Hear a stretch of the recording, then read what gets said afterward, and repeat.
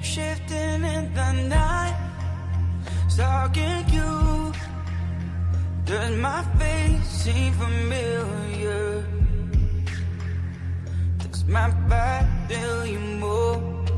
Will I change you or will it end you? And the power that I have could give you eternal life. Death doesn't know me. I've become eternal. When the hunger wakes me, I live to feed. With the darkness surrounds me, where the mist, she follows me. I walk alone in the night, watching you, following you, leading on you through the night. When the hunger wakes me, I live to feed. With the darkness surrounds me. All your life I was still. I've become the living dead. I own the darkness and know how beats inside of me. I've become eternal. When the hunger wakes me, I live to feed. With the darkness surrounds me.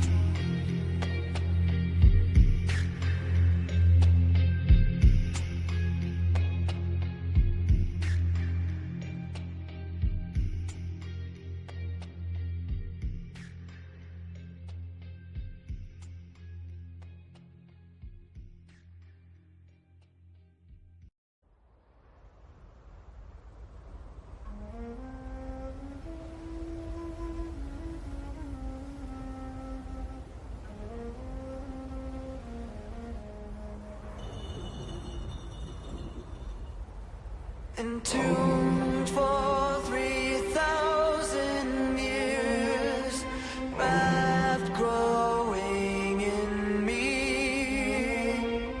I have lived an eternity, suspended in darkness. Release me, release me.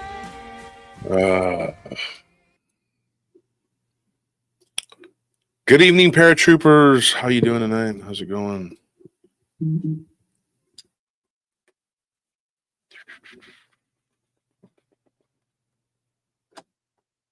Cool.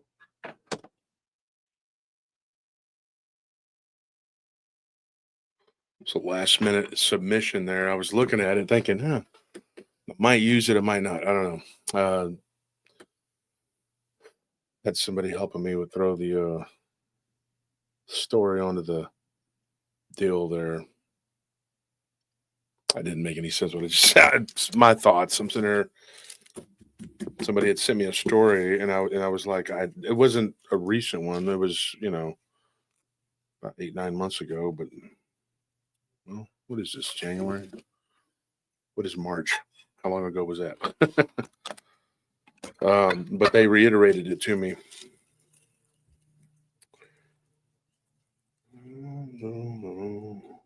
Looking at the so we got the chat going here. Look at the comments. Thank you for that donation, Tito. We greatly appreciate it here at PRT.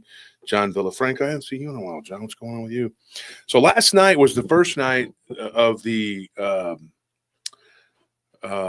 live stream that we did for the what's it called? The gosh, what are the words I'm looking for? Patreon.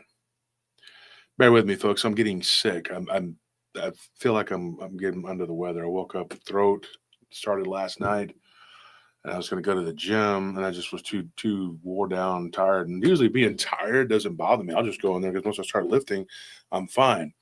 But last night, I started feeling sick. I feel like I got a mild low grade fever right now. My eyes are real blurry, and I got a head cold. I'm not feeling good. I woke up in the house just not doing good today, feeling good at all. And I've had just some health issues. Please pray for me. All right. I just had, just not feeling good today. And I'm doing the best I can. And the reason we're on tonight doing a live stream, and the reason we waited until 9:30 is because we didn't want to step on BMR's toes. He usually does his show on Tuesdays. So I didn't want to be like, take his people, because we do kind of share an audience, and I didn't think that would be cool to do that. But tomorrow I'm going to be speaking at the Symposium of the Strange in San Antonio, at the Magic Time Machine in San Antonio. And so here's the thing. The tickets are $30 for the VIP. I guess there's a VIP. I didn't know they were selling tickets. And then the entrance fee is $15. But if you come and you're a Patreon member, like I told Patreon people yesterday, and you want to get in, I'll make sure you get in. Okay. I can't do that for every listener of the show, obviously, because I think that there's going to be a lot of people that are going to be there from the show to watch me. I didn't think there was going to be that many people that were going to go, but we had a lot of people saying they're going to go. So great. I mean, that's awesome. Yeah. Yeah. And I didn't know that it was a paying gig until yesterday. So found that out.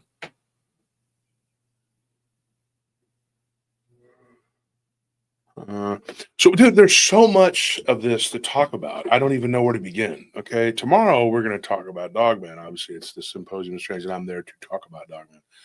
That's what they want me to do. But tonight we're in here, and I'm not even going to work out tonight or do much work because I am not feeling good at all. I may go home and just crash out until tomorrow. Oh wait, I can't. I got to go all the way out to the ranch, pack some stuff up and bring it back into the house. And I have to do the patrol, because it's called having a job and responsibilities. But I also have a responsibility to you and to this job. But this job isn't really a job to me. I like it. It's fun. It can be stressful as hell, especially when you're constantly being attacked and accused of using Al Qaeda and Hamas, almost said Hamas, Yeah. Hamas to hack you. Yeah, that's preposterous. Clearly, we're using Hezbollah. Okay, Hezbollah. everyone knows Hezbollah has the best and brightest hackers in the world. Yes. Okay, so please don't accuse us of using the Taliban or Hamas or what was the other one you said? That one. Okay, we only use the best hackers. Let me do the whole spiel. Okay, here we go. Are you trying to hack your neighbors, your friends? Maybe you suspect that these people are just liking to go to eat a cheeseburger at midnight. This is why we attack, not because of destruction of our country. We are very angry for you freedoms you have. Now we take it from you, big, fat, lazy American pig. Finally, you will pay. But before you make decision to become Islamic terrorists, let me ask you this. How would you like if we could blow you, all of your enemies, blow them all and blow them hard? This is what we do here at Haka Hacking. We practice what we preach. Videos showing beheading, showing many things that take care of business for you. Watch our tutorial. You learn how to do garrote, snipe, stab, pull eyeball with spoon. Delicious. Much delicacy in my country. And most of all, to hack. So here at Hakarajada, we practice what we preach. Only the best hackers. Then you cut to a scene, they're all like talking only with their little, got the beards and the robes, and they're on their computers, and they're like, yes, we will take care of this. This American pig has pissed you off? Yes. We are hacking as we speak. Yes. And then after they finish, they stand up and they're like, oh, we did another one. Yay!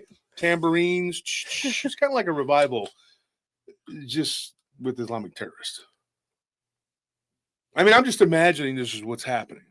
Because I woke up today and I was told that my, I don't remember how he worded it, but a crazy guy. I'm not even going to say who it was because he don't deserve the airtime. But they actually have been hacking people, and they've messed with mine, they've messed with Abe's, and they've messed with some of our people. And then they turn around and go, "You're a towel. You're a towel." Well, yeah, I don't care. You're a towel. They're using Hamas, Pakistani. That's what it was. He said a Pakistani Hamas. Hamas is actually Palestinian, not trying to insult or offend anyone. That's not our job here. Let's be honest. Yes, I am. I'm trying to offend a lot of people. I want to go across the board offending people. You don't even have to try. But here's the thing. If I'm going to use a hacking service, it will be hacking. Because when you're hacking up, phlegm, well, they know how to do it right. And so, yeah. Only the best here. That was a joke slash on your neck infomercial. Late night QVC infomercial. Yeah.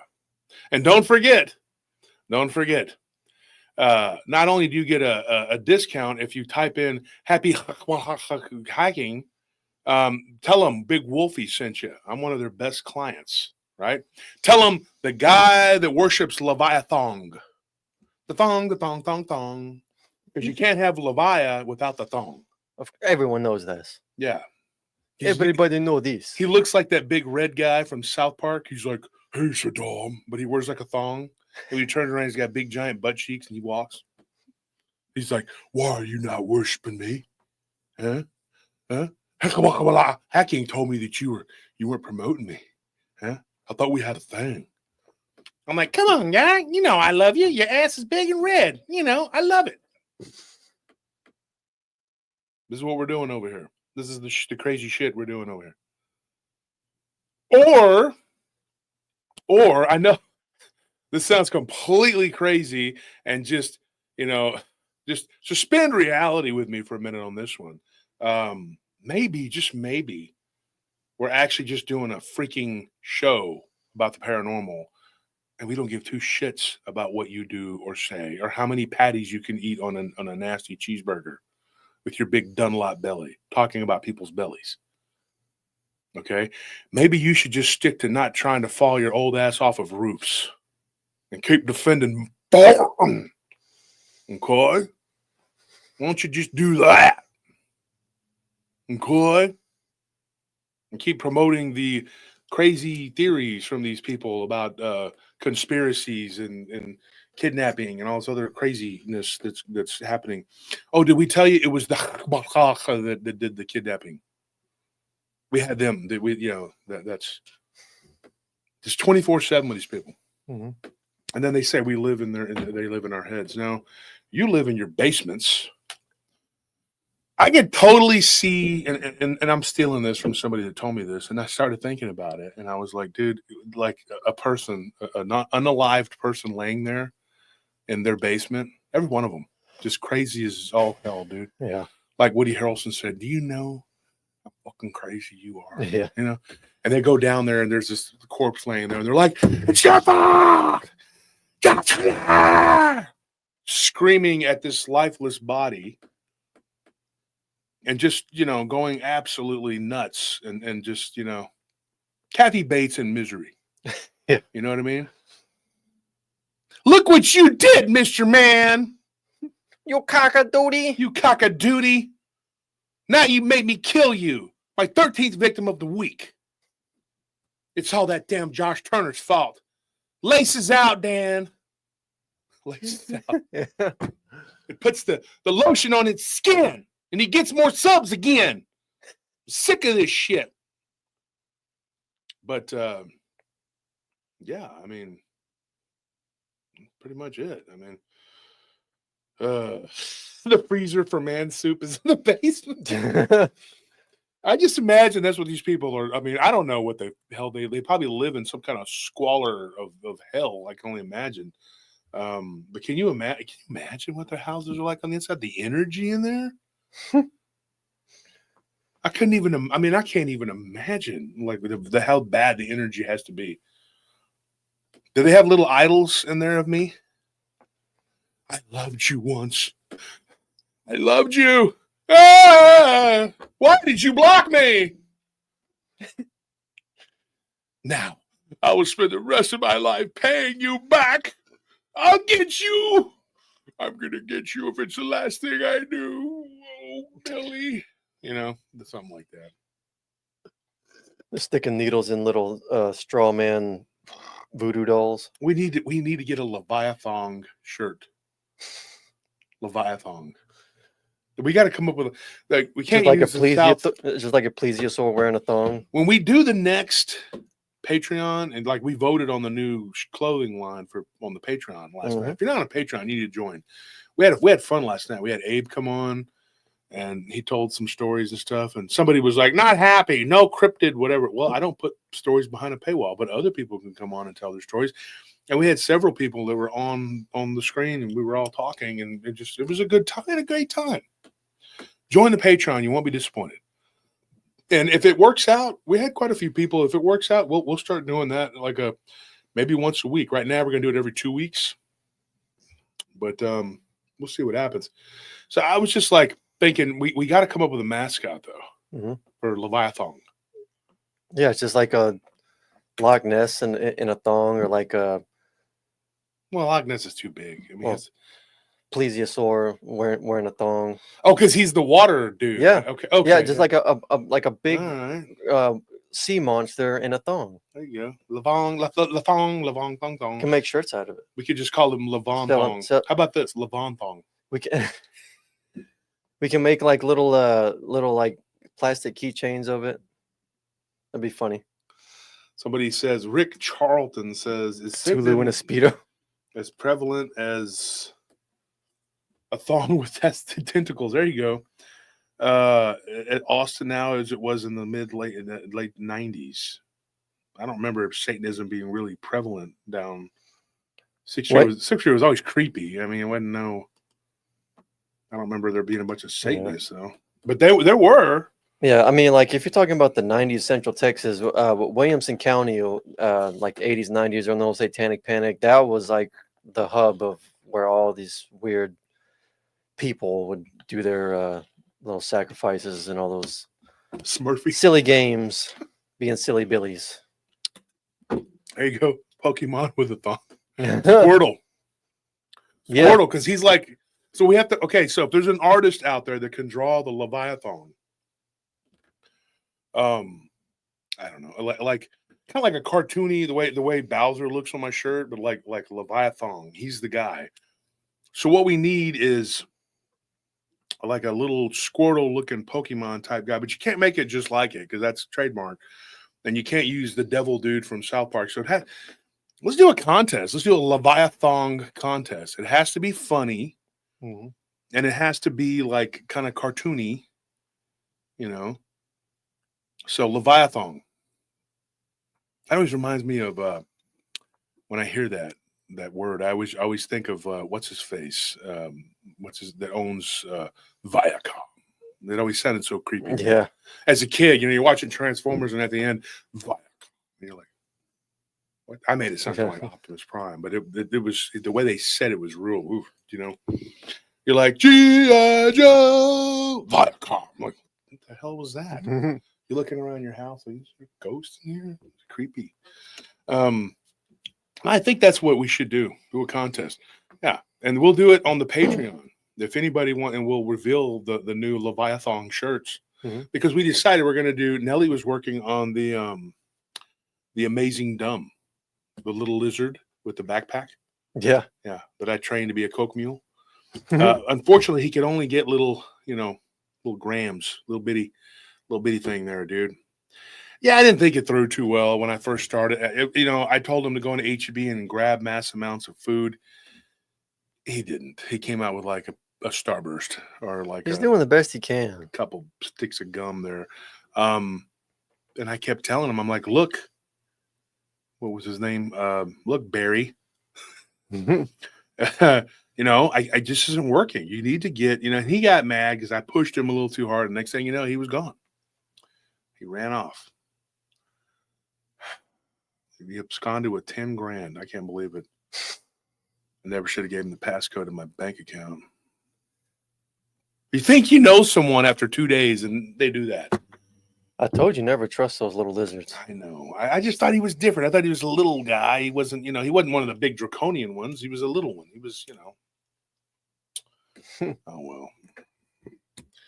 I didn't trust him completely. I thought maybe he was my ticket into the banking cabal. I could get in good with him with being a friend with a lizard. Well, I mean, his cousins are I'm sure, he was some a higher bottom ups in feeder, there. though. He was the outcast of the family. The runt, definitely. Yeah, he was the one. He was the one they kept in the closet. Yeah. Oh well, it didn't work out. But you live and you learn. So we upgraded, right? We upgraded. We went from him to a monitor lizard, and then it did a little better. You get him to go into like a Wendy's and come out with some chicken nuggets or something. But he liked to go into the trash and get them. I didn't like that. He couldn't order it and then grab them and run out. Maybe we'll get it right eventually. Megalania. Yeah. We'll get it. Speaking of Yeah, Megalania. Gila monster. Yeah, Gila monster. Speaking of Megalania, we actually have a story about that. Start with that one. We got 306 people in here. And,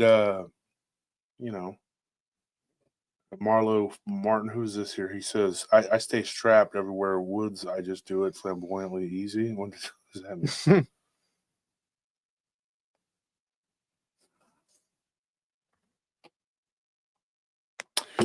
A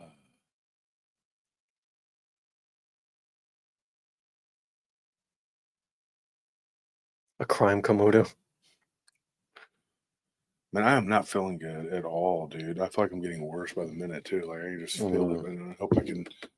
But I was actually talking to Ken earlier today.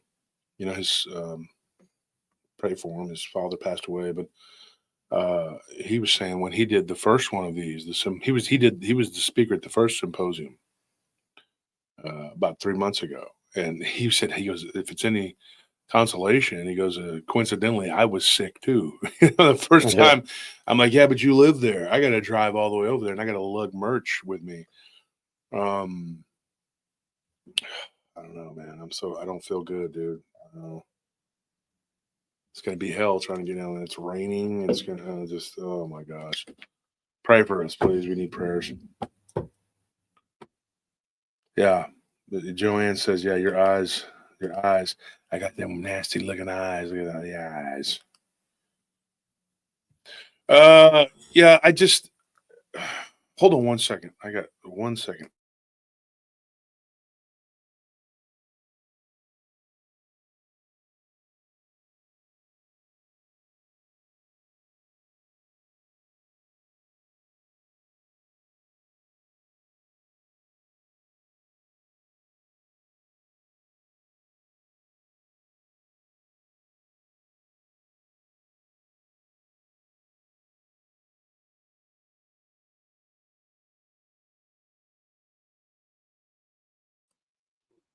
All right.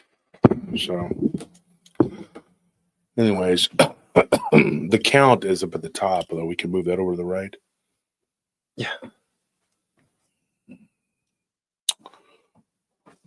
It's just easier for me to look over. Yeah, because the way it was on this side, it was like I could see the words and everything on this side, and the words on that side. It's better to have them on both sides of me. So it just makes it easier. You want the viewer count right over the right? No.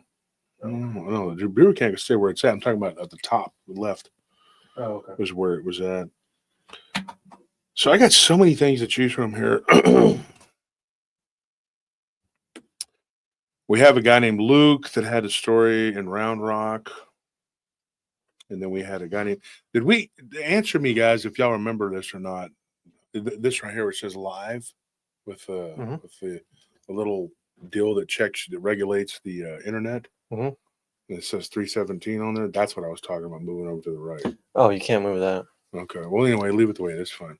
Because that way I have them on both sides. Because otherwise I'm doing this and this. It's just, I have to keep my head turned. So just a comfort thing, guys. But I mean, it didn't matter. A lot of me uncomfortable. Look at the post I made on Facebook. I'm not one of those people like I get ill and then the world stops because I'm ill. Anthony, you can attest to that. Yeah. You're sick, then I mean the whole world is sick. You just gotta keep going. Just like if I passed away, it's like, oh well, the whole world just keeps going. They're like, oh, we had a good show. And just keep well, back to what I was doing. I mean, just life, dude. I mean, biologically, it just happens. We live and we die.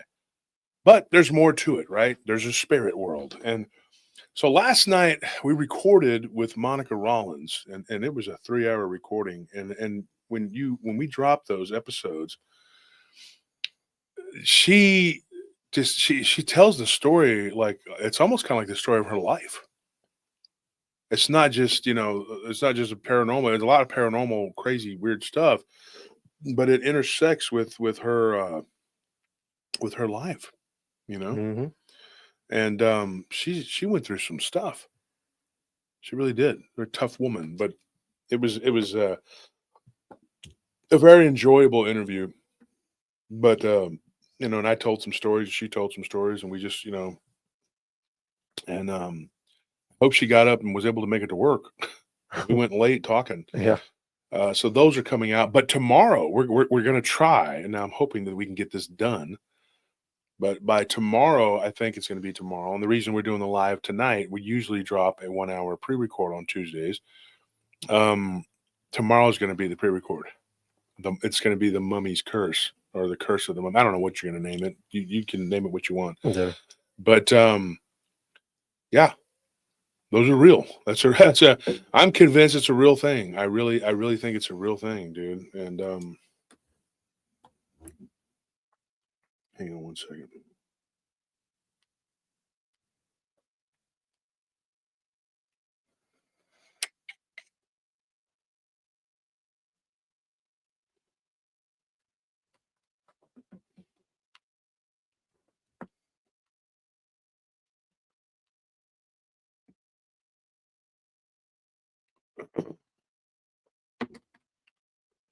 We have so much we can talk about. Where do we start? I mean, we got plenty of Dogman stuff, but last week was Dogman week, and so we just, we talked about Dogman excessively. Yeah. But people, don't ever seem to get tired of it. But we got a terrifying Bigfoot story, Megalania, if that's what that is, in Australia. Mm-hmm. The terrorizing a ranch in Adelaide. I believe it was it Adelaide? Damn it. I'm not gonna know if that's correct or not. Shoot, I have it down here somewhere. Hold on one second. Because I thought about it. Maybe we could start with that one. Because we were talking about lizards. Yeah. Oh, T-Mac, we share that opinion about the Wolfman movie. It's pretty lame. Yeah, it's pretty bad. It's boring. Alexandria. Yeah, it's located in the Northern Territory. That's where it's at. So these people, they lived right outside the Gwynn family. That was what they. Well, it's a woman's name, but we'll call them the Gwynn family. Because her family's still big in the cattle business there. People don't realize that there's a lot of cowboys in Australia. Not all cowboys come from the United States. Yep. Not all cowboys are from Texas or Australia Wyoming and Brazil. There's a lot of cowboys down in Brazil and a lot of cowboys in Australia. Mm-hmm. And one of the places and now in Australia, it's different. They call them cattle stations. They don't call them ranches. I didn't know that. Yeah, they're called stations. So this happened near a cattle station near Alexandria. It's one of the largest cattle areas. And so Years later, years after this was founded, her family was some of the people that founded that area.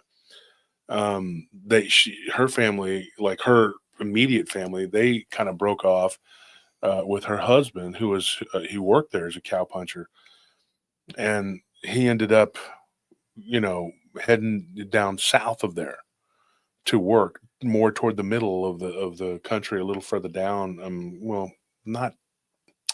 I'd say it's a little bit further. No, this was northern Australia, but he went down south of there, Hmm. and they started their own little business or whatever.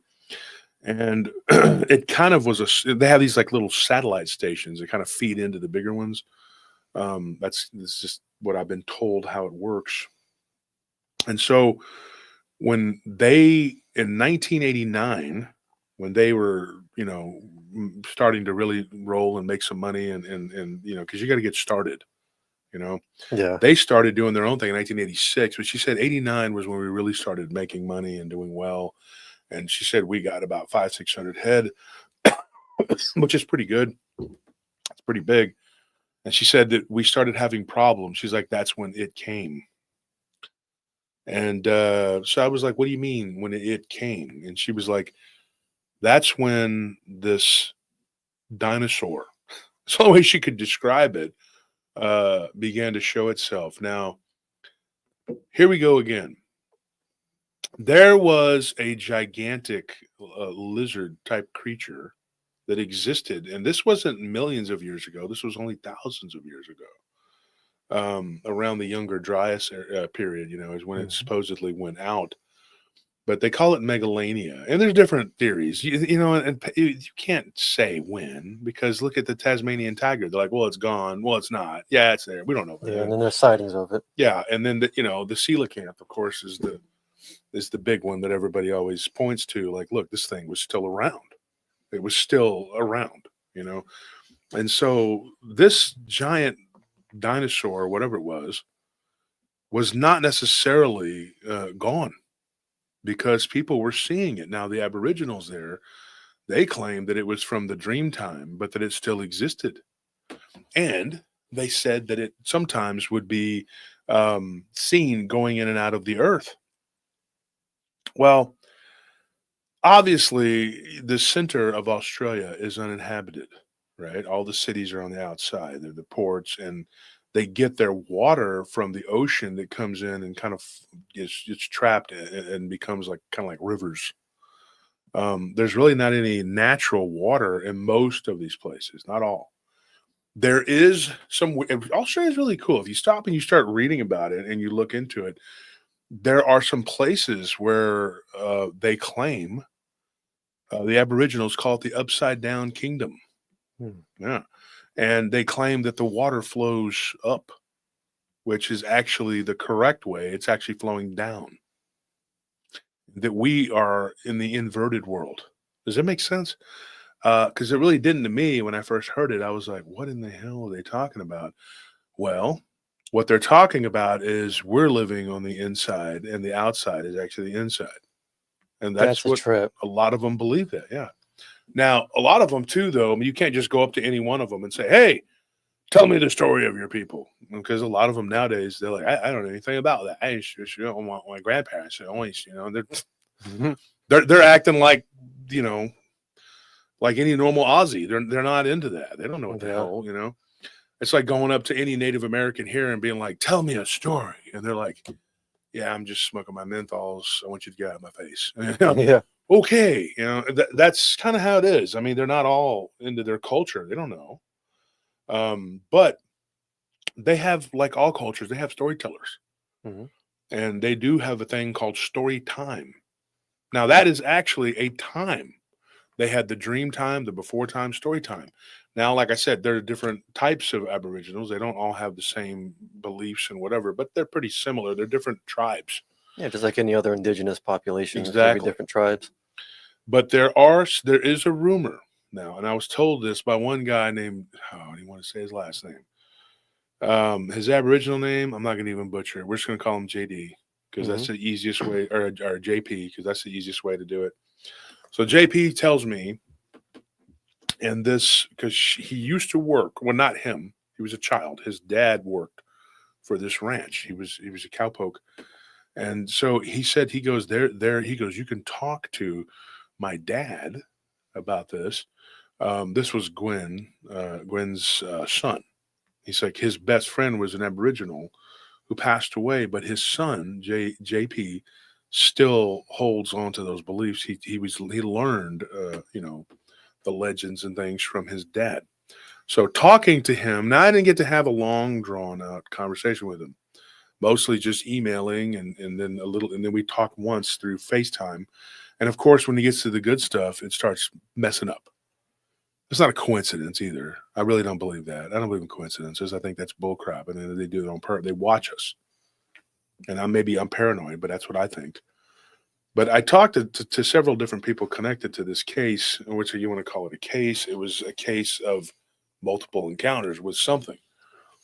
And so let's just start with what they saw. Gwen, she saw something when the first time she saw this creature, she was 7 years old, and she watched it walk across a pasture at the station in Alexandria. And one of the soldiers there, they had to have soldiers there to keep the predation had gotten so bad from dingoes and everything else.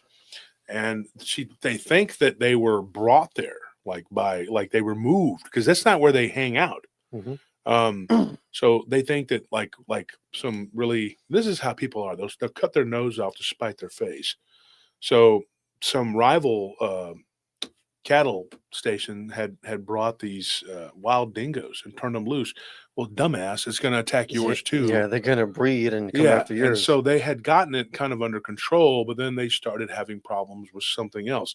And originally, her father thought that it was something that was brought by a rival station, right?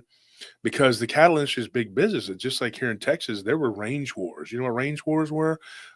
Cattle people killing each other. They would also fight over farmland, because sometimes farmland would run adjacent to ranch land. Where we live, it's a perfect example. I wish I could show you where we are where our ranch is at. It abuts up against two other ranches, and then across the road are 3 farms. And then there's another ranch, and then there's a farm, then a ranch on the other side, so it's all together. And then there's these hybrids.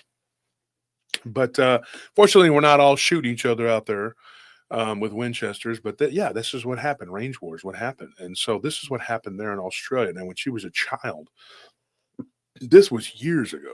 I mean, she's already like older now. But she said that she saw this creature walking. And she said the best way she could describe it was, you take a Komodo dragon, but put a bigger head on it, make it more ferocious looking. And it walked kind of like a Komodo dragon, and it was about the size of like a small SUV. Dang! And she saw this, and she saw it run up and like just take a horse, because the guy had shot at it after it was trying to take a cow. And she goes, I watched it take a horse, and it was horrific. It was the most horrific thing I'd ever seen in my life. She's like, at the tender age of 7, I saw this, and she goes, and I couldn't. She's like, it's indelibly burned in my mind. That's how she said. And I was like, that's horrible. And I'm sorry you had to go through that. She's like, oh no, it was worse. It wasn't the last time. She's like, these things just kept on coming. She's like, it just never ended. She's like, they started with the predation, and they will wipe out a whole herd if you let them. Now, where they are on the other side of Australia, there's a lot of kangaroos in that area. And these creatures are said to be found by, I guess, their version of game wardens quite often. They're the ones that see them because they're out there in the middle of the outback. And these kangaroos are being predated on by these creatures. When you ask, and like some of these shaman, these aboriginals, they have some really weird names. Oh yeah, like one guy, Summer Mooney. That's what he called himself. Yeah. But it's not Schumer Mooney. I talked to him years ago. He used to work downtown, and he sold didgeridoos. You want to talk about weird? Yeah. I met the first Aboriginal I ever met. Wasn't when I went to Australia. I've been there. was when I was downtown, and I literally had gone to Australia. I've been there twice. I went there once when I was young, on like a field trip, and I didn't meet any Aboriginals. Mhm. I didn't, but I did see a funnel web spider. Uh-huh. Yeah, I saw that, and I'm like, oh, gross, and it is like Nasty, nasty. It's got gnarly. like the tarantula, abdomen, and it's got the big legs and hairy, but then it's smooth and like it's got a shell on its back. And I even mean, their it webs looks are like gnarly. it is the most disgusting thing you'll ever see. And you can't go up and step on that thing because Mhm. its fangs are like an inch and a half long. They'll puncture through your shoes, and if they bite you, well, you could die. There were a lot of deaths until they came up with the anti-venom. Now they're saying that there's 3 different kinds that are actually distinct species. So they're saying the one that lives out in the woods where most people don't encounter, or they don't have medicine, whatever, those people die. Phew. So don't believe the bullshit where they say that nobody's dying. It's the one out in the woods because there's no anti-venom for that one. But the official stance of the Australian Medical Association is that is not correct. That you're fine. We have the anti-venom for the Sydney one. Where's the one? What do you got for the other ones? There's 2 others, and then there's all the other ones are little sub groups from those. But they're nasty little nasty things, dude.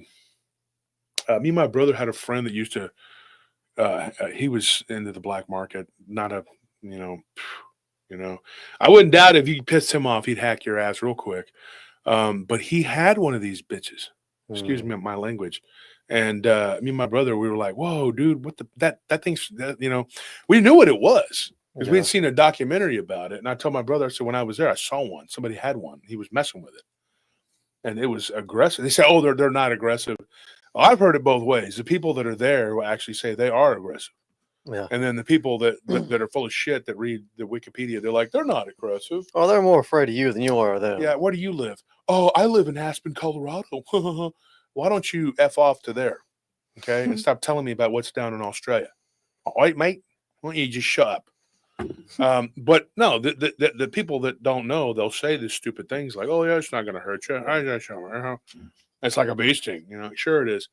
And then some of these Aussies like to play tough. They love to be tough, and they'll be like, "Oh, I ate one of those. It didn't do nothing. Gave me a little tummy ache. Oh, it's no big deal. I took my bummy and just knocked it and killed it right there." You did? What's a boomy? Yeah, everything comes back to you. Spins around, chops your head off. My head was chopped off 3 times last week. I'm fine. Look at me. Huh? Look at it. Sewed it right back. You're nothing but a big old wuss. In fact, you know what, Walkie? Go ahead. Get me 2 of those funnel webs. I like them live. I'm going to eat them right now in front of this stupid American. But for some reason, they love Texans. I'm like, Yeah. I'm from Texas. Oh, you're a Texan. Oh, never mind. Sorry, bloke. I was talking lots of shit. No, I mean all the 49 other state fuckers. That's what I meant. No, you Texans. You guys are tough. Okay, cool. Yeah, I have like this running joke in my head that Australians are either either the Texans or Australians are the Mexicans of the Anglosphere, just They like are. wild people who don't care about nothing. They do. They like to drink and fight. And if you're out there and the further out, whatever. Now, I'm not going to lie and say I've been way out in the middle because I haven't. Been to Darwin, been to a couple places. Been to 2 different sides of Australia. But if you go into the bars, yeah. And actually, it's cool. I was in Darwin and I saw a guy wearing a Texas flag shirt. I kid you not. And I was like, he goes, "Oh, I've been there. I went to Fort Worth." And he had been to the cattle, what's it called? Oh, God. We've been there so many times. They have shops there now. Oh, the Stockyards. stockyards in He'd Fort been to the Worth. stockyards, and so he was a cattle guy, going way back. And his family was from Adelaide, and he was just like telling me, he was like, "Dude, yeah." He goes, I loved it. I went down to the stockyards. It was amazing. He goes, "Y'all run the cattle down the street, at 4 o'clock in the afternoon. Yeah, it's a really cool thing. You go to Fort Worth, Yeah. Yeah, Scorpion. They don't care about your feelings either. Yeah, and so they're pretty. I don't know. We have friends from Australia that are pretty wild. We have a couple of them, and South Africans too. They almost have a similar accent, but not the same. I can tell them apart. Yeah. what's his name? Name starts with a B, from South Africa. God, he's on my Facebook. God, Bram, yeah, Bram. He's one. But these people, they do what they do, and they live how they live, and they're a tough people, right? So it takes a lot for them to go, I was terrified of this, Yeah. whatever. And when your horse gets taken out from under you and gets drug away and eaten, and the thing is, they call the local constabulary people, whatever, the constables. They come and they're like, "What happened?" I'm like, "Well, my horse was eaten by a lizard." "Oh, is that all?" Man, well, you're lucky. I woke up, my wife was pissed at me. It's been all day long. I haven't even taken a piss because I just didn't want to make her mad. And I'm like, wow, what does that have to do with anything? Nothing. Good day. And they leave. But no, I mean, for real, when she saw this the first time, she says that this thing was a tawny brown color. It looked, she said that the eyes had no white on them. It was just like two black discs. And she said it just looked hideous, like evil. And she said it literally gave off an evil vibe. And she said that there have been stories, and she kind of jumped around when she told me, but she said there had been stories, especially from the Aboriginals, that these things would come out of these holes where they would see smoke coming out, like a vent. And they come out and they don't need a lot of water. She's like, they can live in the middle of Australia without a bunch of water. There's not a lot of water there. But there are, according to the Aboriginals, these underground oases. Yeah. And most people don't know. Hey, what's up? I haven't seen you in forever. West Coast Dogman Project. Shane Michael Crisp, really good guy. Hope everything's going good with you. But they come out of these vents, and these creatures will actually just eat whatever's available. Some people claim they've even seen them eating on each other. Like they're cannibals. They'll eat whatever. It doesn't matter. Well, so are Komodo dragons. So we think that the largest predatory lizard is a Komodo dragon, but it's not. It's this megalanius thing that's still around, still exists. As much as we want to believe that we've conquered the world, humans are sadly kidding themselves. Yeah. I know, because there's so many things that come across our desk that speak to a whole nother reality. And of course, that's why you're here. And this creature, what it does and how it operates is very similar to these Komodo dragons, because if it bites you, the same thing. It does the same thing. Like, you will die of sepsis. So they'll bite something. And so there was a story that I was given.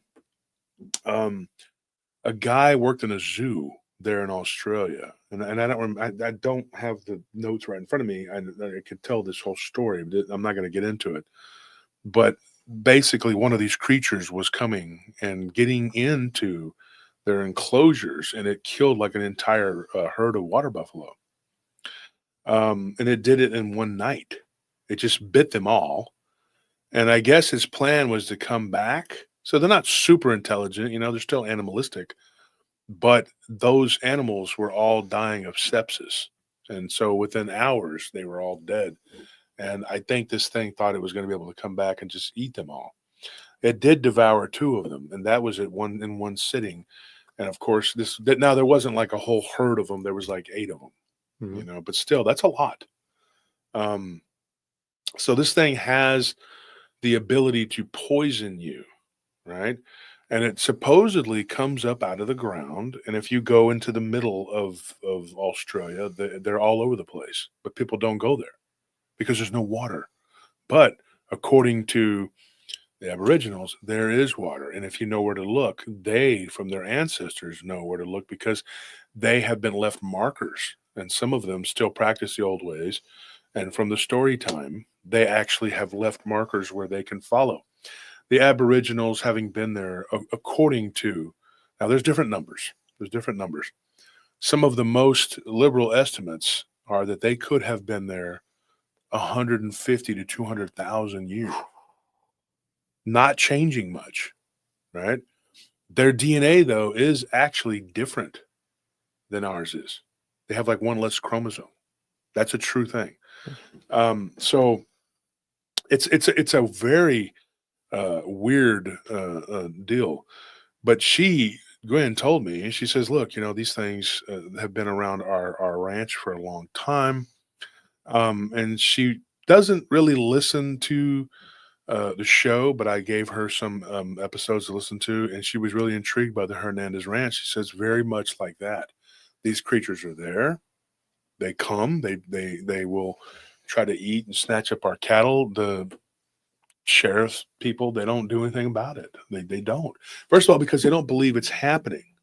Although there have been, law enforcement that has seen them. They've seen these creatures, so they know. But they know that they're there. But they're like, hey, what do you want us to do about it? You want a cookie? That's how they act. Like they don't care. The problem, and there's a lot of problems, but the main problem is that if you're not careful, they will do what they do, and they can wipe out an entire herd. And luckily, she says, I've never seen more than one at a time. She doesn't think that they hunt in groups. She says that they're pretty much loners, and when you see one, she's like, you have to kill it. Here's the weird thing about it, and this may speak to the supernatural nature of the beings that come from within the earth. These beings that come up out of that, whatever, whenever they get shot, she says that they almost like they don't. It's not instantaneous. She's like, but they'll deflate. Deflate, like, yeah, all that'll be left is like a flat skin, and the meat just seems to like just rot overnight, and almost exclusively they show up at night. They don't come out in the day much, but sometimes they do. Like the one that she saw when she was a kid, it was at dusk, right? They come out around dusk, and she said that they had them around her property. Eventually they found a hole, and they put some dynamite down in there, and they closed it up. But unfortunately for them, they think that there might have been more than one entrance, or there were some that were just out running around. She said that the last one that they had seen was back in 2002. And that's a while back. That's 23 years, right? But she's heard stories of them being in neighboring ranches across Australia, like her neighbors and then their neighbors' neighbors and whatever, as recent as 2020. So, but for her, the nightmare ended in 2002. And they killed 3 of them. One of them was shot at night by a group of cowboys. And funny enough, a couple of those guys were actually Brazilians. They were gauchos. They call their cowboys gauchos. Mexican cowboys are called vaqueros. And then, of course, here we just call them cowboys. But they actually shot and killed one, and the next day all they found was it looked like a tarp with bones underneath it. She said it was so weird. And there were pictures, not good ones, that you can say. And then there was one that was shot and fell off of not really a cliff, but like a ledge, and they never found the body. So they assumed it dead. So I'm thinking that it probably got away and probably ran off. But she doesn't think that. She thinks that these things have a supernatural ability, and so do the Aboriginals. They believe that these things come from the dream time, and that's where they belong, in the dream world. Kind of spooky. They can come and eat flesh and do all these things. They don't need to drink water, which is bizarre, because they've never been seen drinking water. The only time they're around the water is so they can ambush and kill, They have been seen killing and eating crocodiles. They are the size of SUVs. So what the hell do they care about a crocodile? Yeah. So they've been seen near watering holes where crocodiles have been. There was one, I believe it was in I want to say northeastern Australia, where there were some crocs, and they were actually the water had dried up, and so they were kind of stranded in this little hole, and there were several of them in there, and one of these creatures came along and just ate them one by one. And now, according to Yeah, yeah, abracadabra. He says yes. They call it the dream world is extremely important dream time to the Aboriginals. Yes, it is. And so one of the things that they say that one of these creatures, whatever it devours or eats, gives it an energy. Well, you're probably thinking, oh no shit, and you eat, you get energy. That's a pretty basic concept. No, these things take on the prowess and abilities of whatever they eat. If it eats a horse, it runs really fast. If it eats a crocodile, it becomes a voracious ambush predator, better than what it already is, because they're so big, it's kind of hard for them to catch and ambush you. So they learn to camouflage by eating a crocodile. This is what the Aboriginals believe. I'm not saying this is what I believe. And if they want to eat and get bigger and bulkier, then they just eat beef, whatever. And if they want to be really sadistic and mean, they eat each other. If they want to get smarter, well, guess what? They eat us. Not something I want to hear.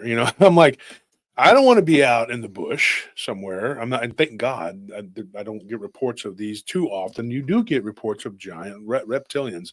We've done one on the show near Ruidoso at Bear Creek, and then we got one from out in. I'm getting ahead of myself. Not that one. Arizona, the weird place, Flagstaff. We told those on the show, and recently we got one out of Fort Stockton by someone who's actually a Comanche. He's a half Comanche, but he claims to see this giant lizard. He's on horseback, and he ran for his life, and his horse narrowly escaped this thing. And the description of it is almost identical. Giant head. It sounded like a monitor lizard, light grayish, tawny color. That's the difference between that one and the monitor lizard. Sometimes they look like a weird off green color or black. And sometimes they have really light yellow spots, according to what we were told. But they can change colors according to what they eat. Now, the guy that told me this, he's just he's not, he doesn't have a native name. He's not Johnny Runhorse or anything like that. Yeah. I mean, he's just a normal guy, but he told me, he says, look, he goes, I was just out and about on my ranch, just, it was crazy. His mother is a Comanche and his dad is white. But he was like, dude, I was out there and something had grabbed one of my calves. And he's like, so I went out there. We have 20 head. He goes, that's not a big ranch, It's 100 acres and a little bigger than what we're doing out there, whatever. And he said that this thing came out from underneath the fence. He goes, and I thought, oh, there's this like flat looking, almost like a crocodilian, but with a shorter head. And it looked, the body was almost crocodilian. The difference between that and the monitor lizard is the monitor lizard looks a little more smooth, whereas these have like armor plated scales on them. Yeah. So then he says, but then this thing popped up and he was like, whoa. He says it's about 5 foot high, which is tall. And then it just took off, exploded after him on his horse, and his horse can fly like the wind. That's one thing he still has going for him, being a Comanche, that they are horse breeders. Oh yeah. And his grandfather on his mother's side definitely taught him that, and so he goes, I can ride without a saddle for 10 miles, full gallop if the horse is willing to do it. But he said, and I could be holding the 30-30. Maybe he's bragging. I don't know. But most of the natives I know can do that if they're horse natives. If they're Cheyenne, Lakota, Comanche, or Kiowa, I believe it. But he took off on a full gallop, and this thing chased him. He said this thing was keeping up with me. He goes, my horse was terrified. He goes, and I was thinking, I'm just going to have to stop. I'm going to have to get down, take this rifle off, and just just do what I got to do. And luckily, though, it just kind of broke off. It was only good for a short burst, thank God. Whereas a horse can keep going. And but he thought about it too, and so whenever this story was given to me by Gwen, and then you saw this in the chamber, this story, no pun intended, talking about rifles, and it had been in there for a while, and I took it out and moved it over. one of the things that was interesting to me, and when I called this guy and I said, "Hey, can you give me a little insight into this? I know that you claimed it because I know this guy personally, and can you give me a little insight into this?" And he said, "Yeah, I can tell you. It's this, and that." Now he does have a job that he does besides working on the ranch, and I don't want to. I'm not going to say his name, but that's we'll call him Jay. But Jay basically just said, "Yeah, he told me what had happened to him, and he retold the story exactly like he told it to me 3 years ago." And of course, I was taken aback by that because it matches up almost perfectly with what the Gwynn family had said. So, talking to this other guy, JP's Aboriginal, his dad was real into the before time, the story time, dream time. And he said that one of the things that he learned, he went on his spirit journey, which they do this, some of them, but only the shamans, and not everybody's a shaman. But he said that, I'm going to move this off for just a second, and I'll keep talking. But he said that one of the things that he witnessed were these giant, like spider, he didn't call them spiders, he called them spider-like creatures. And I said this spider-like creatures that would come crawling up out of these holes where these vents were. And he saw something large that looked reptilian. Now, he didn't see it full on. He saw the head of it come out and grab one and then take it back into the hole like it was crunching and eating it.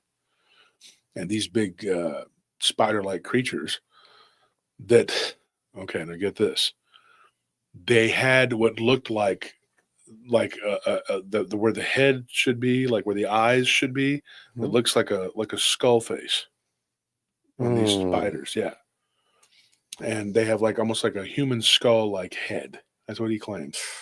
And that they were running in different directions, not worrying about him. They were trying to get away from whatever was down there. And that's when he saw this giant lizard come out. Now, lizards do eat spiders.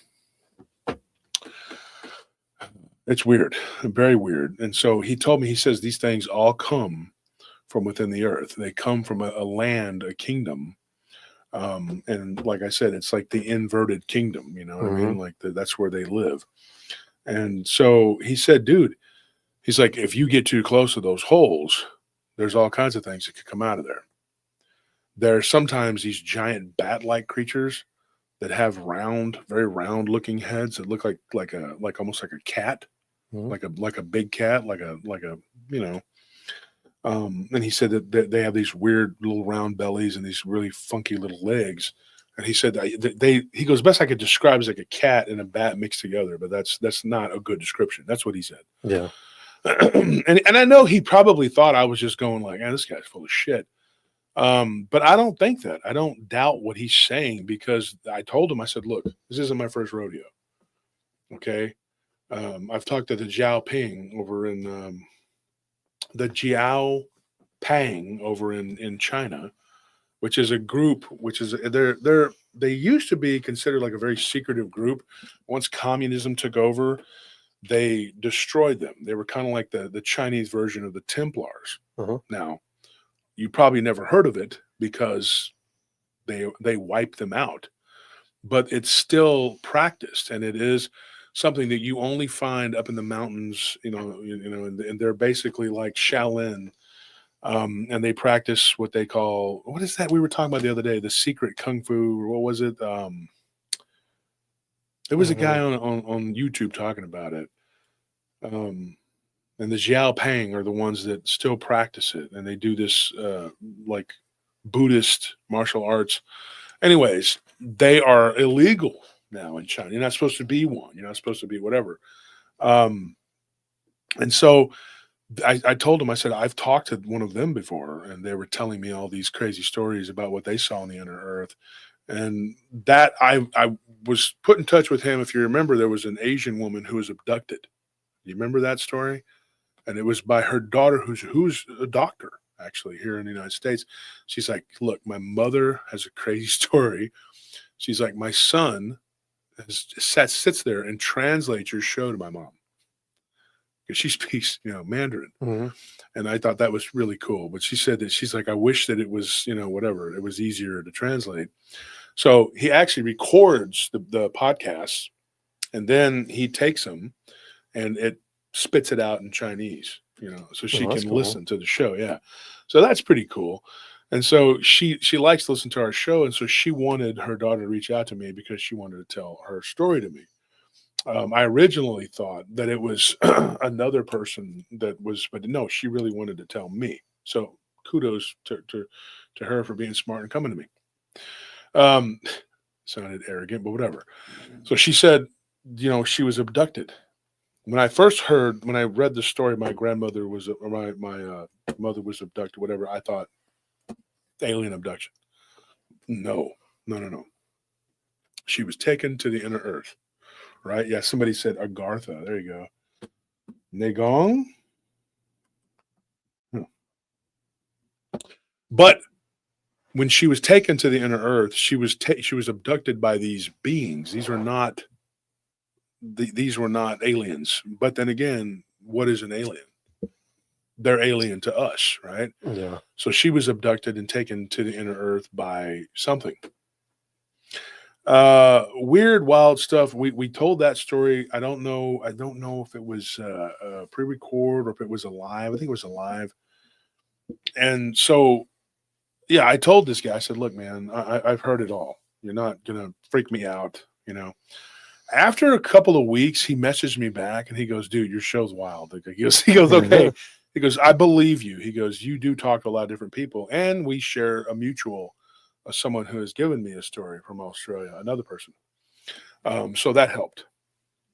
He doesn't know the person in his real life. He just Facebook friends, but that's all, And that guy vouched for him and said, "Hey, this guy, I gave him a story. He can retell it." So thank goodness that I could do that. Well, here's the thing.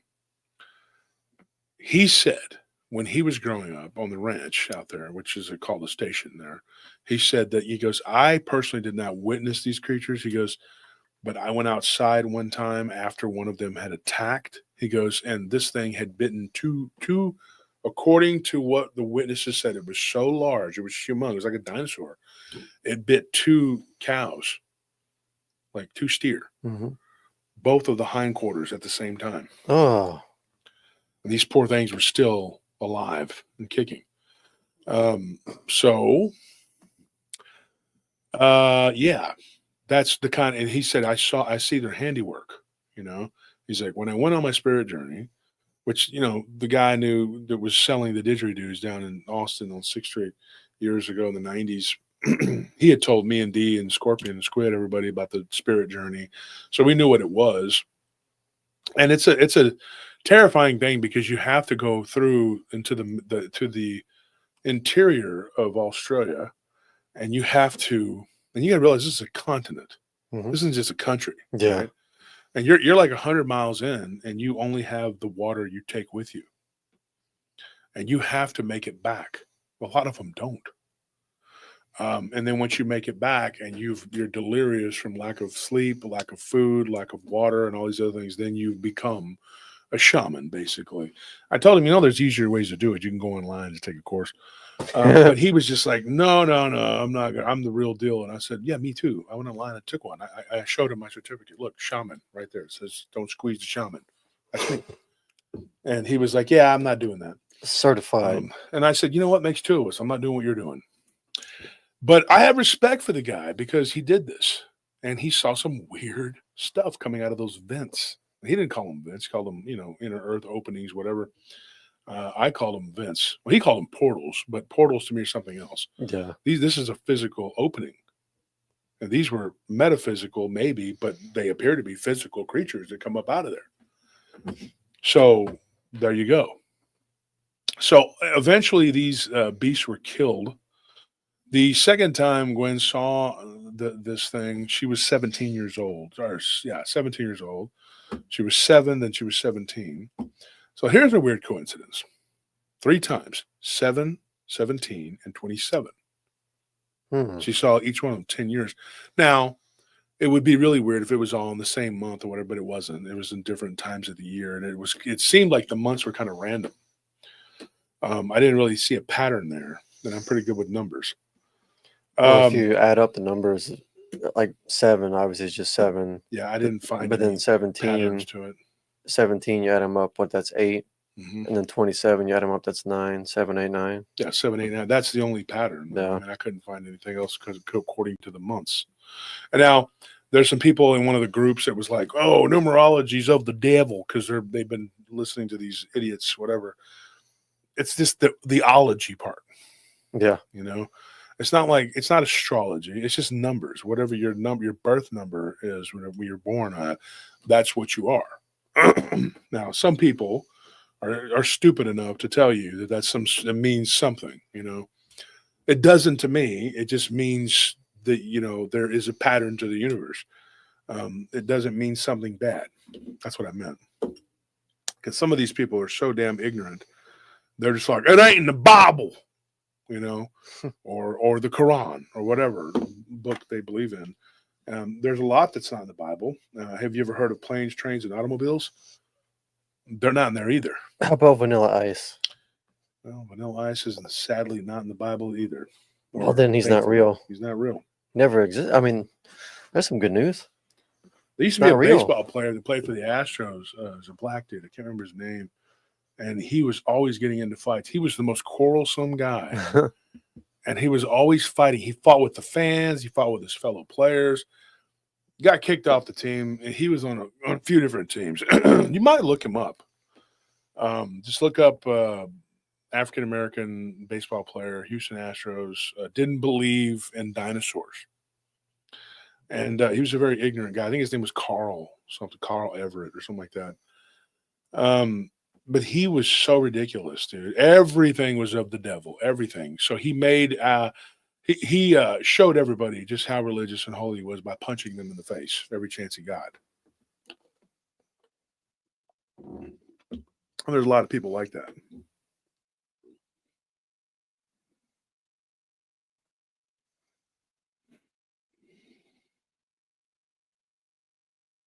Carl Everett, he played in Carl Everett, yeah. 97.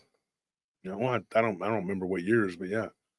Carl Everett. He was just ignorant as hell.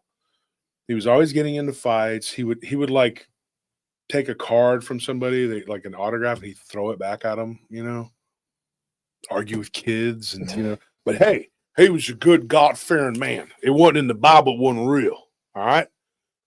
He got into a fight with somebody, because one of his teammates, because they were talking about dinosaurs, and they had bought their kid like a book about dinosaurs or something, and he was like, "They're not real. The devil created dinosaurs." So he was a wacko, dude. I went to watch him play when he was there, and I saw him in batting practice, and he was just unhinged. But hey, the Bible, he was into it. It was ridiculous how the guy acted. Shade Viking says white men can't dance. Oh, come on now. Let's put it this way: white men can't dance to certain types of music. But have you ever gone to a country western bar? Isn't that a movie? They dance. Like white men can't jump. Oh. They dance great when it comes to whatever kind of music that they're into. That's like saying that Hispanics can't dance, but yet you play a cumbia or Tejano, they can dance great. Just black people don't country western dance. Black people dance to hip hop. It's all the culture. It doesn't matter. See, now there's the thing. Nevia's Angel says numerology is cool. My numerology is master number 11. There's two schools of thought when it comes to numerology, and I'll tell you this. And this isn't me and what I believe; it's just what it is. 11 is not really 11. 11 is 2, and no matter how you slice it, there is no 11. Mm-hmm. Because 11 is actually just 2 ones. Yeah. So everything breaks down to one number. Some people say 1 is the master number, and other people say 9 is the master number. I tend to believe this. I believe that 9 is the master number. Now, some schools of thought are that 11 can be a master number, but it has to be 9 and 2, which makes 11. It can't be like 1. Oh, no, it has to be 1 and 1. I'm sorry. Mm-hmm. Like if it breaks down at the end and it comes out to 1 and then there's another 1, that's 11. It can't be 9 and 2. Yeah. If that makes sense. No, I'm not saying this is what I believe. Like I said, those are just two different schools of thought, and a lot of people don't believe in the 11 as a master number. And seeing 1111, which a lot of people call the angel numbers, it just means everything lines up. I always thought that was kind of weird in the way that I see that quite a bit. But you got to remember too, zeros and ones. Mhm. What is that? You know, that's computer. Yeah, it's binary Are code. we binary? Are we in the matrix? I'm non-binary. Oh, you're not living in the matrix, really? Mhm. Because yeah, you are, like the rest of us. Stop pretending. Actually, that's really that's really an ironic thing to say, because it's like I'm non-binary, and like you said, oh really? So you're not living in the matrix. Like, if you think like that, I'm non-binary, you're like pretty much enslaved by the matrix society. Like the physical world has just got their grips in you, and you're so confused, and you think that you're ahead of someone. It's like you're so far behind in the race, you Think you're in you the think you're lead. ahead. Stupid. Problem with astrology. You want to tell it about What? astrology? Why astrology?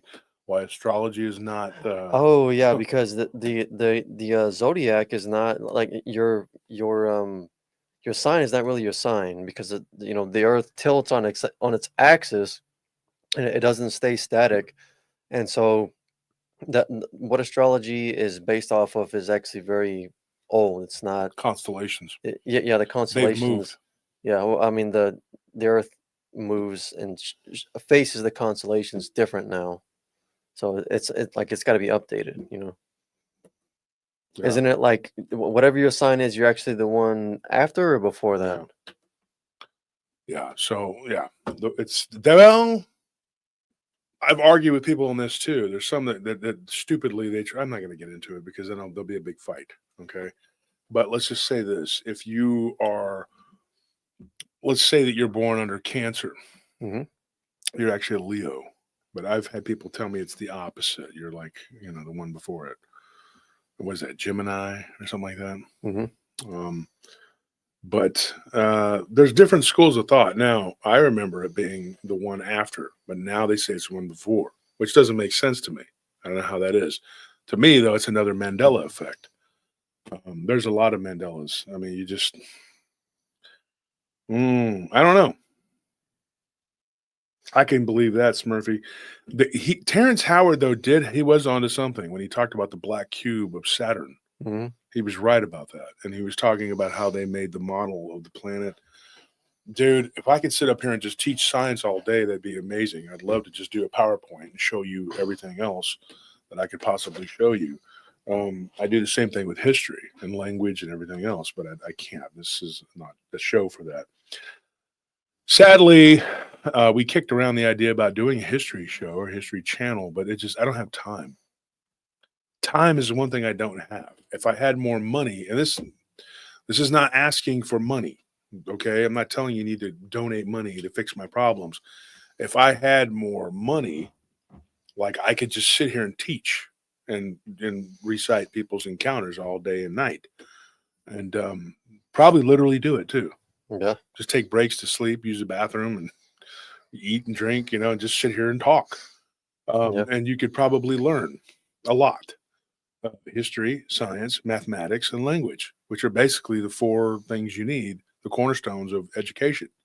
I could probably, teach you quite a bit. But I don't have time for that. I have a lot going on in my life, and I don't have time to sit here and talk about every single subject. And when people say things, I got to correct you and say, well, it's actually this or that. I can't do it. I was in a group one day, and we were talking about this, Anthony, and it was a science group, and I was getting really pissed off. They were talking about sodium and salt like they're the same thing.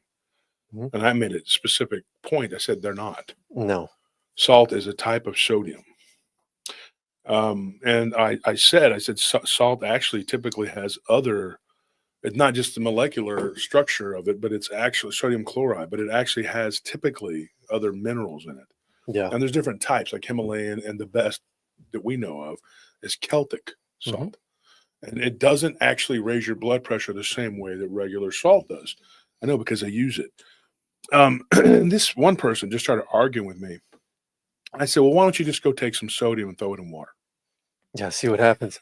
It's gonna explode, literally. I was going to say it. I was going to say, go boom. But this person was like, I will. And I'm like, I was like, you know so much about minerals. You know the elemental table, which they did not. Okay. And I said, well, which element is right next to gold? And they didn't even know it was mercury because they took forever to answer. I said, okay, so you're looking it up. Right. And they argue about silly shit. And so I'm like, I don't have time for this. You know, go finish your education or whatever it is you got to do.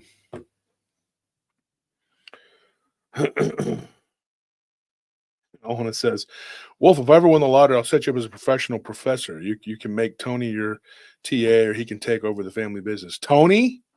Where is Tony? He was supposed to come in tonight. Is he taking forever? See where he's at. He said he wanted to be on tonight. He's off. So he was like, I'm gonna come on. I don't know. I could feel the body aches coming on, dude. Oh God. My head is freaking hot. I got a fever. I'm sorry, folks.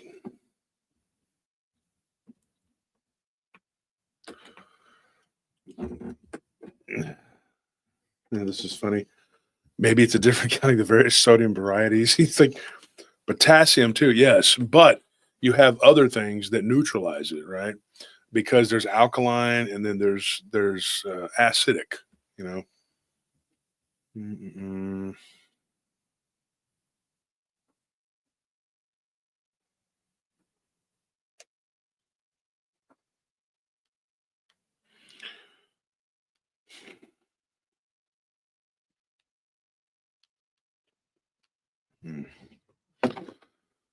Oh, so let's get on to the next. What do we have here? What's the next one we were talking about? Yeah, this crap is going around, brother. That's my brother saying that. I'm sick. I think you're sick too.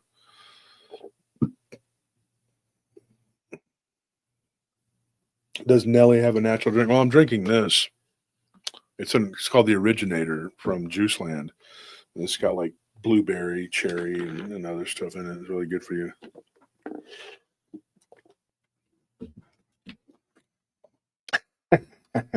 I'm going to put that comment, but I'm not going to say it.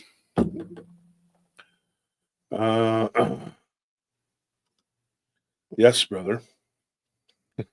Tuition. Do salt circles work? Depends on where you put them.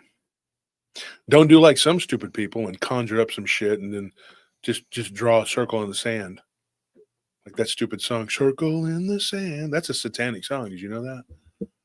Yeah, because you conjure stuff up and then you release it. People are stupid enough to believe. And then they just kick the sand over the salt circle. Yeah, and that's what you do. I've seen some stupid people telling me how they got in a lot of trouble by conjuring up shit. Like, oh, well, anytime you do that, there's going to be problems. But how about this? How about not conjuring up the devil? Like, oh, wow, mind blown. Maybe that would protect you from the devil. Never would have thought of that.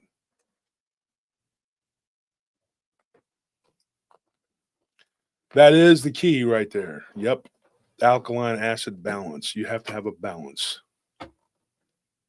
And Lawrence says zinc makes me puke if I take it. There's different reasons for that.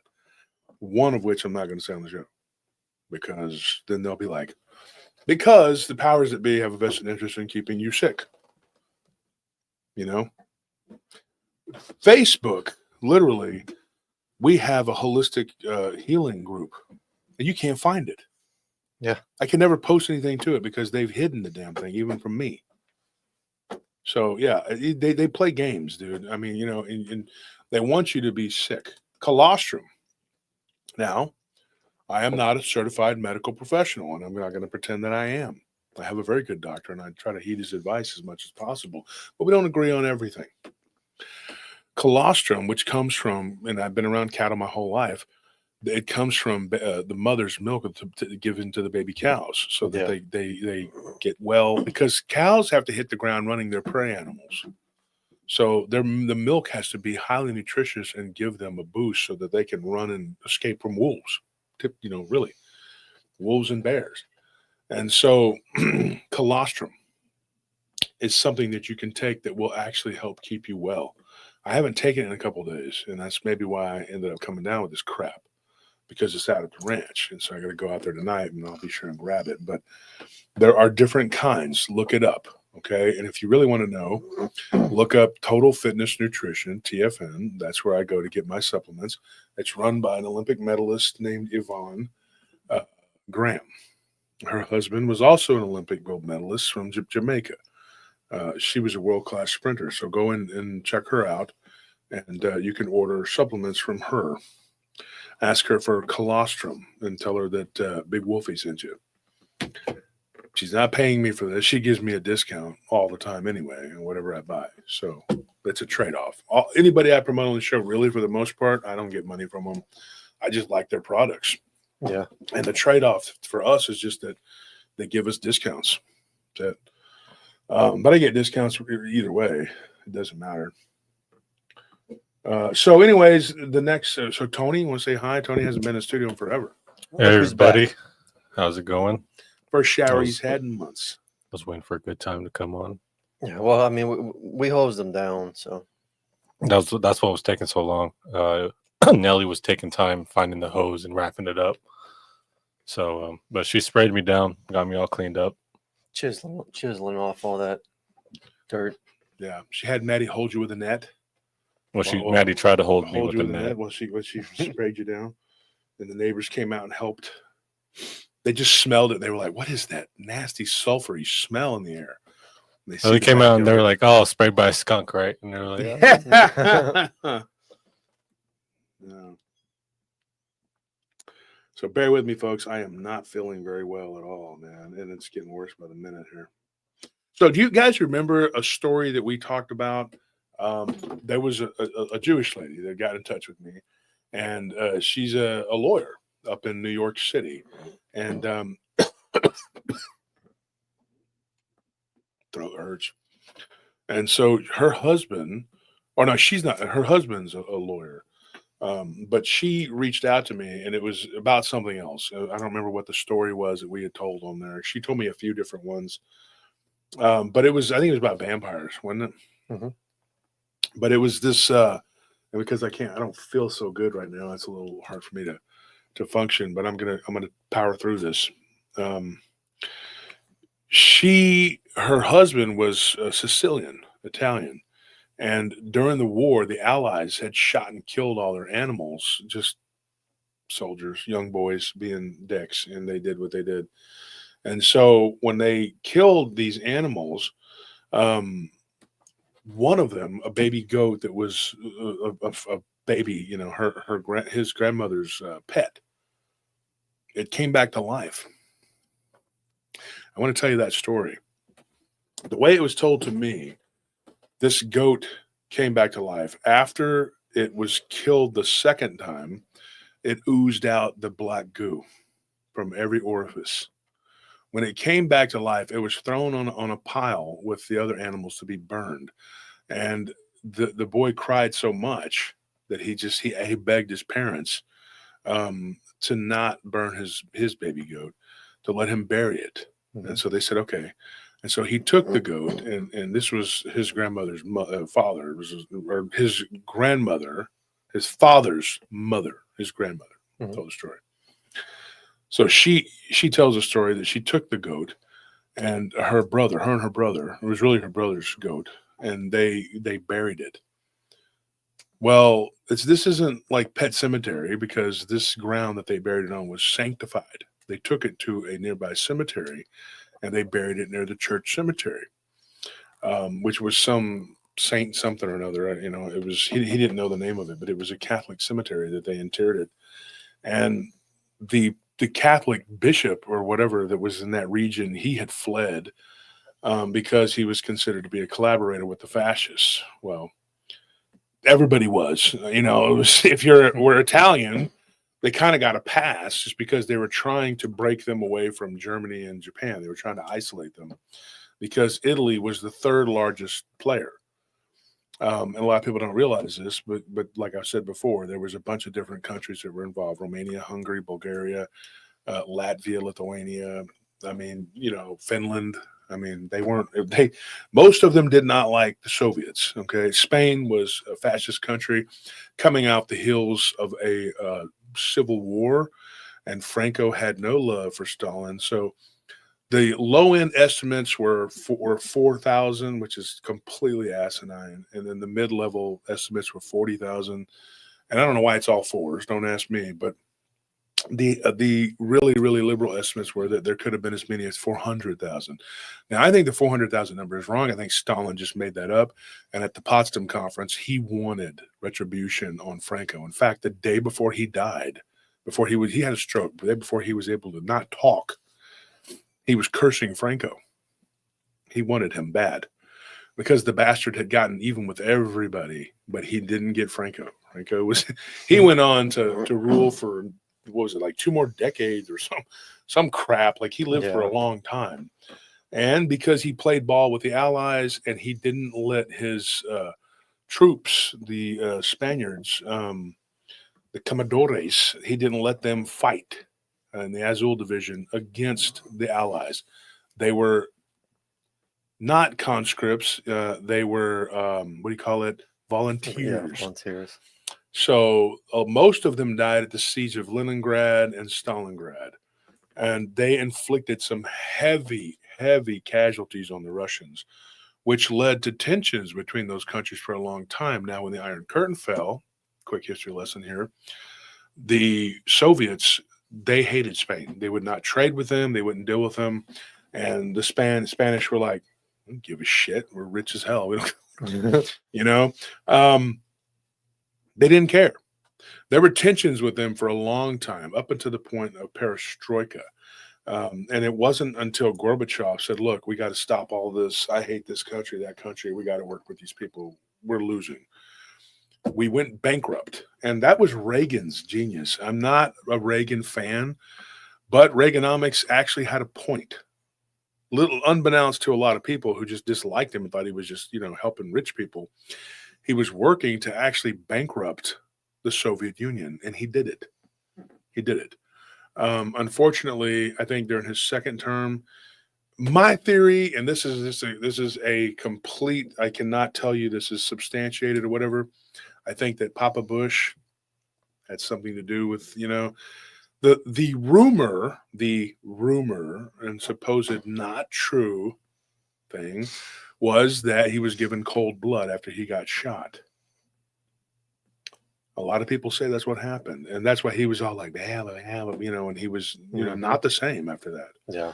The last 2-3 years of his reign, he was just kind of, and it was like, oh yeah, well, if you give somebody cold blood, that's what would happen. They just become loopy if they survive. They were trying to kill him because I think Bush at that time was like, I want to be president. Also, there is a theory, and I'm not saying this is true, but that he was involved, not Reagan, but that the other one, Daddy, was involved in the Kennedy assassination. He was a high-ranking CIA operative, official, So that particular family, along with another family that's last name rhymes with Linton, they have a body count, right?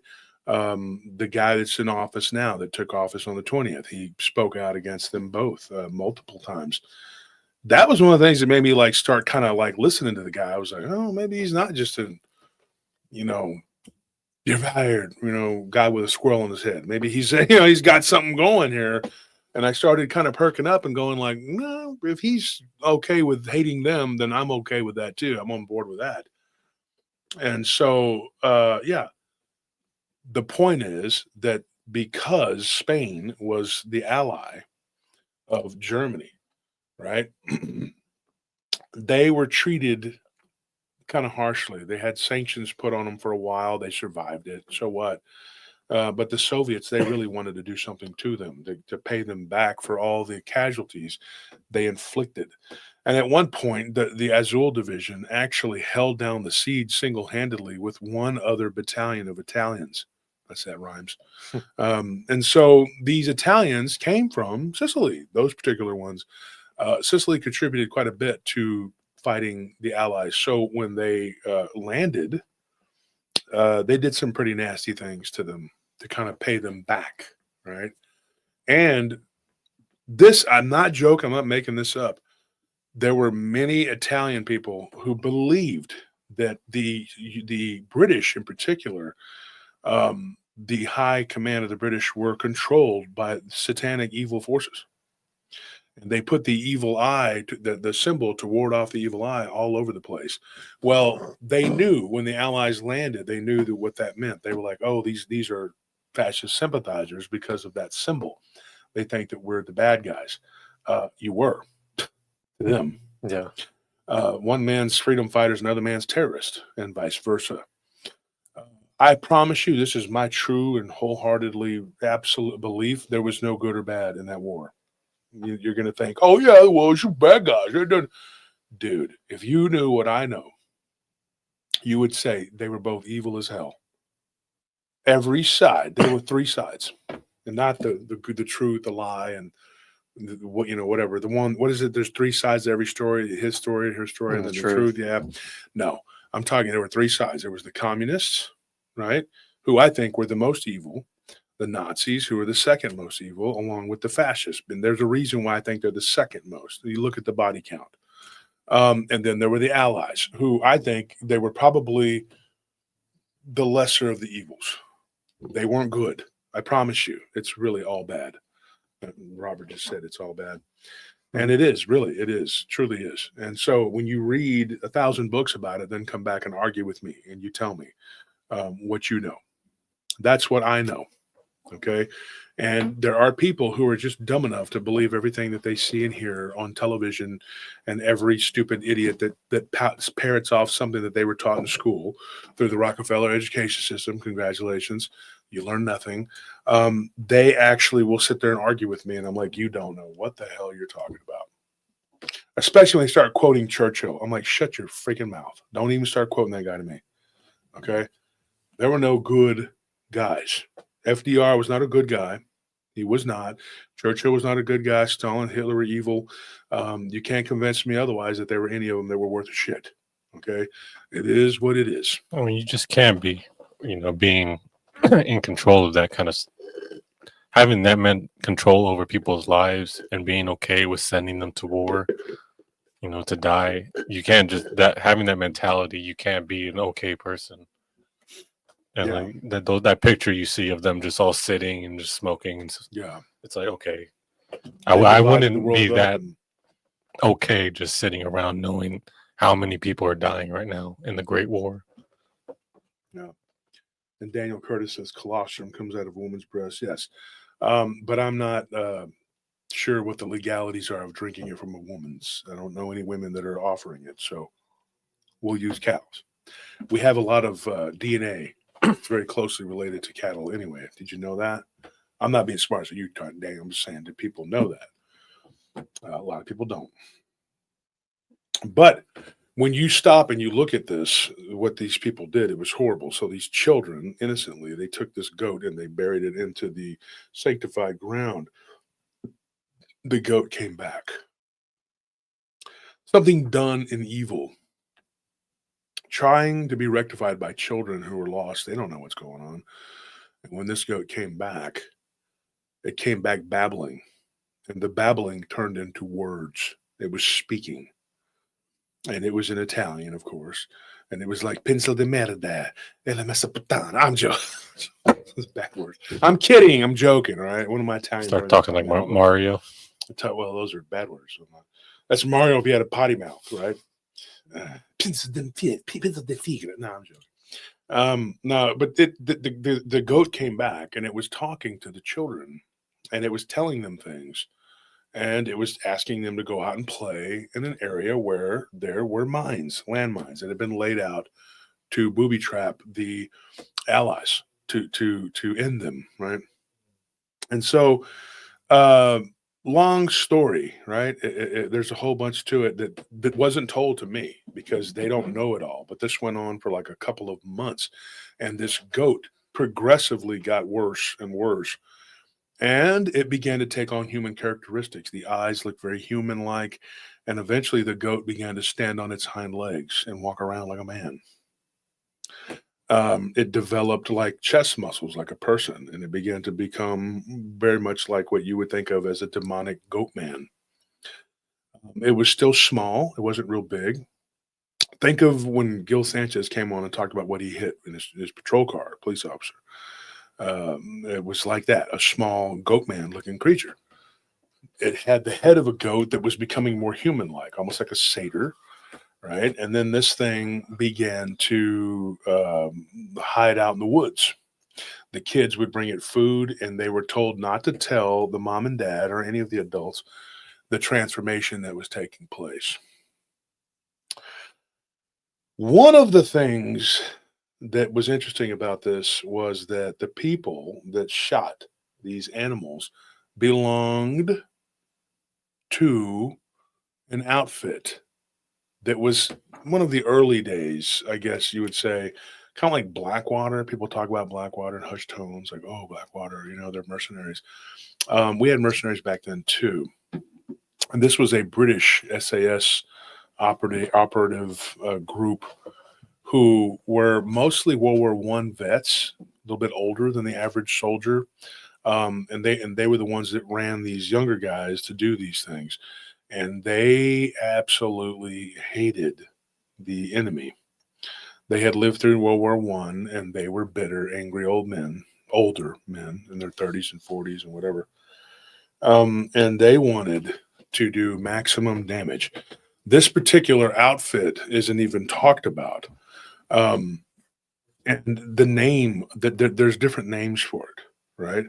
But they wore an armband that had a red cross on it, the Templar band, right? But some of these bands, and they may still be in existence, when they were flipped over, they had a star with a circle over it. Yeah. So who were these people really serving? Now, some people have argued that these were the flip side. These guys were like, oh, this is one side of the coin, this is the other side of the coin. Really? Because why would you put that on your body? Why would you wear that? Or would you hide it? Yeah, and then why would you? Well, some of them didn't. Some of them wore it on the other side. But that's what these people remember. Now, history is written by the winners, and these people were called the Holy Cross, right? They were Order of the Holy Cross. You can't find a lot about them. I've looked, and the Rosicrucians seem to be their closest, distant relatives, which spawned Freemasonry. Of course, the Templars, like I said, we'll do a dive on them. The Templars actually spawned off multiple other organizations, not the least of which is known as the Masonic lounge, whatever it's called. So these people, being Masons, sort of being like an offshoot of them, militaristic and very, very evil. They did things that were just completely just beyond the pale. From North Africa, an Operation Torch, all the way up into they did like this. They went up through Italy, and they didn't go up into Germany. They went like this, and they went after the Vichy regime in France. My thinking on this, and from what I've found and followed these people, and there's not many people who even try to go out and look up this information. Look up Soviet documents where their spies had claimed that they had observed these people doing these horrible things. Of course, they hated the British, so they're going to say horrible, nasty, mean things about the British.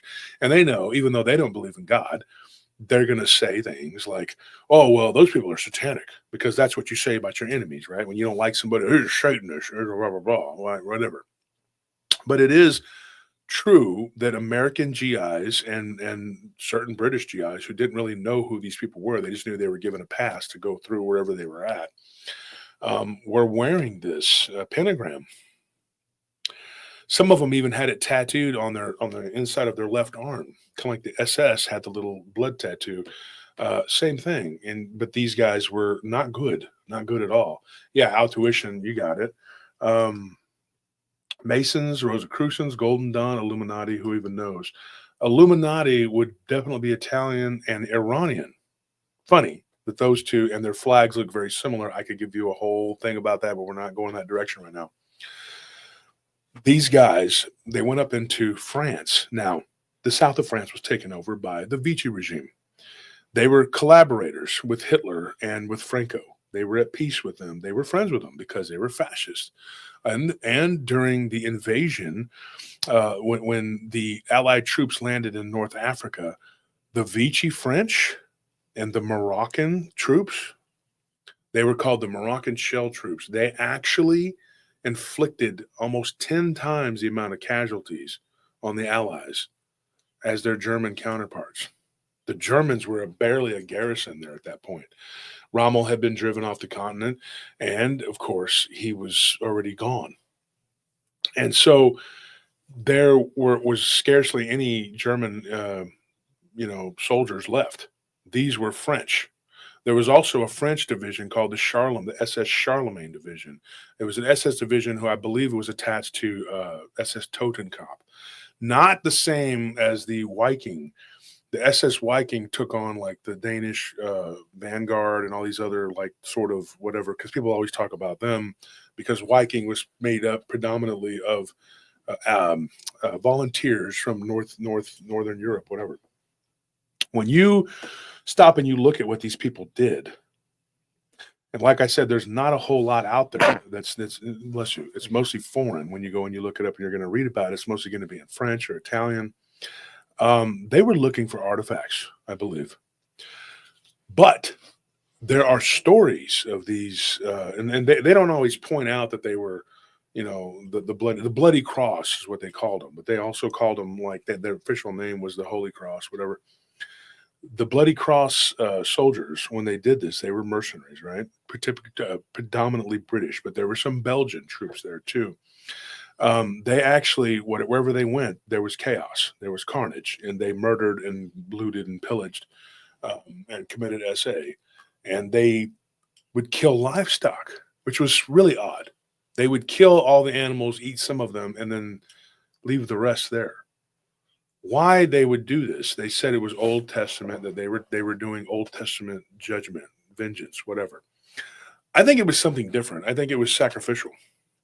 I think sometimes when they would take people out of their homes and shoot them point blank, these were the same guys who did what they did during the bombing of Dresden. I mean, they were very much a part of that. They marched off into an airfield and told the Polish pilots to get in the plane and start working, or we're going to kill you.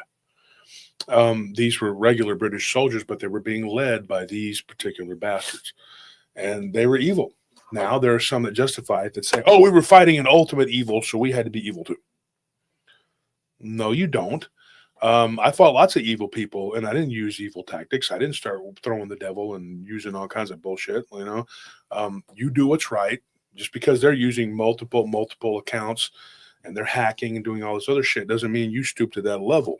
Just keep fighting the good fight. It might take longer, but you'll win in the end. And that's my belief. I believe that wholeheartedly. I think when you fight to get something, you have to fight to keep it. Not always. Not always. Some things are just ordained. Somebody says, were the Cathars separate to these? Yes, the Cathars were about 400 years before. Yes. But these guys were the remnants of what from what I traced back, they were the Rosicrucians, like the remnants of the Rosicrucians, which were one of the British arms and French of the Templars. And I think that they ended up, possibly capturing the Holy Grail. I think it sat in France for a while. And a lot of times, whenever these things happen in war, what people don't realize is that they're actually looking for these artifacts. When I was at the gun show on Saturday, I was talking to a guy, and on Saturday or Sunday, I was there both days, and the guy was talking about he was selling World War II artifacts. He had this really cool British bayonet. It was really cool. We were talking. Oh no, wait, that was a different guy that had that, but he had all kinds of other stuff. He had like a Luger and just different World War II artifacts, like really cool stuff.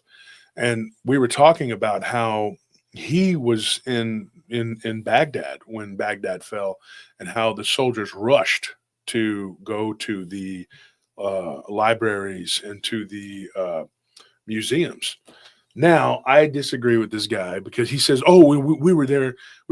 Our soldiers were there to protect them, so they wouldn't be able to loot it and whatever." I said, "Dude, there's a million other things they could have been protecting to stop him from looting." I don't think that they were there running around trying to protect anything. I don't agree. I'm sorry, I just don't. Um, I think that they were there to seize artifacts, to get it, uh, to basically secure it, and basically to lay down on it until the higher ups could come and take whatever it was they were trying to take. My opinion, my belief. He said that that's what they were doing, and I'm like, yeah, well, you might say that, but that didn't make it true. Now, I didn't argue with the guy. He was a nice guy. He believed in his country. I believe in my country. I just don't believe in the people that run it. How about that? So yeah, that's. But this goat thing, right? It's basically becoming a man, a demon. And this woman that told me this story, her Sicilian husband, who talked to me a little bit, but he was mostly just communicating through her. And the story just got wild eventually because they were disarmed. They didn't allow them to have any guns. So these Italian people had no guns. So they had to do something because this thing began to be threatening, and it started to go and grab the chickens that they had left, which is all they had left. And it began to take their food, and it began to come to the door and beat on the door at night and make a bunch of noise and scaring everybody and making threats. Well, it knew that they were disarmed, that they had no guns and no way to kill it or do anything to it. The real question, though, is why was it created in the first place? What were these Bloody Cross people doing? Of course, the flip side is that they were not really Christians. They were wearing a pentagram. Mm-hmm. Two heads, same coin as they claimed. One is Jesus doing this. The other one's doing the Baphomet doing that. Yeah, right. Jesus doing this at the Last Supper, right? And Baphomet's over there doing what he's doing, which is just being evil. And this thing started to morph and change and become very Baphomet looking. I don't think this is a coincidence. It also happened in southern France. There was a story that I read that was literally written in French, and I can read in French, but it was like it was written in old, so I'm sitting there trying to choke it down, and it was given to me by a friend of mine from Germany, and the best I could figure was that it was some sort of like goat that was killed on a table, and then it was sprinkled with some sort of like dust or something, and then it began to dissolve, melt, or whatever, and then kind of reform into like this demon, like a type of necromancy. Yeah, necromancy that looked like Baphomet. Okay. And so I'm reading this, and I told my friend, I said, Otto, I can't. He goes, I don't read French. He goes, the story's good. He goes, yeah, I thought you might like the story. It was a good story. And so I sent you the story. I've known this guy since 1997. And I was like, kind of going like, well, he lives in Hamburg. And I was like, I'm having a hard time reading it. Luckily for me, his brother's girlfriend is French because, Germany and France are right there. And they've been sparring partners for years, right? So anyways, she's like, what do you want to know, man? And I said, well, what I want to know is, can you translate this for me? She did a good job. She actually did. She sent me an email in English basically telling me the story, but some of the parts were removed because it was written in ink, like somebody had penned it. And they did it back in like the early 50s or something like that, or whatever. It was written. And so it was like, I don't know. And the way that they wrote it too, it might have been written by a quill, like a quill pen, the way they did it. And it was, I think it was dated like 1952. But it was the story of these soldiers coming in and fighting with the Vichy regime, eventually gaining the upper hand. And they came in and they slaughtered all these animals, and they turned, thank you for that donation. They turned this whole village into like the Walking Dead with animals.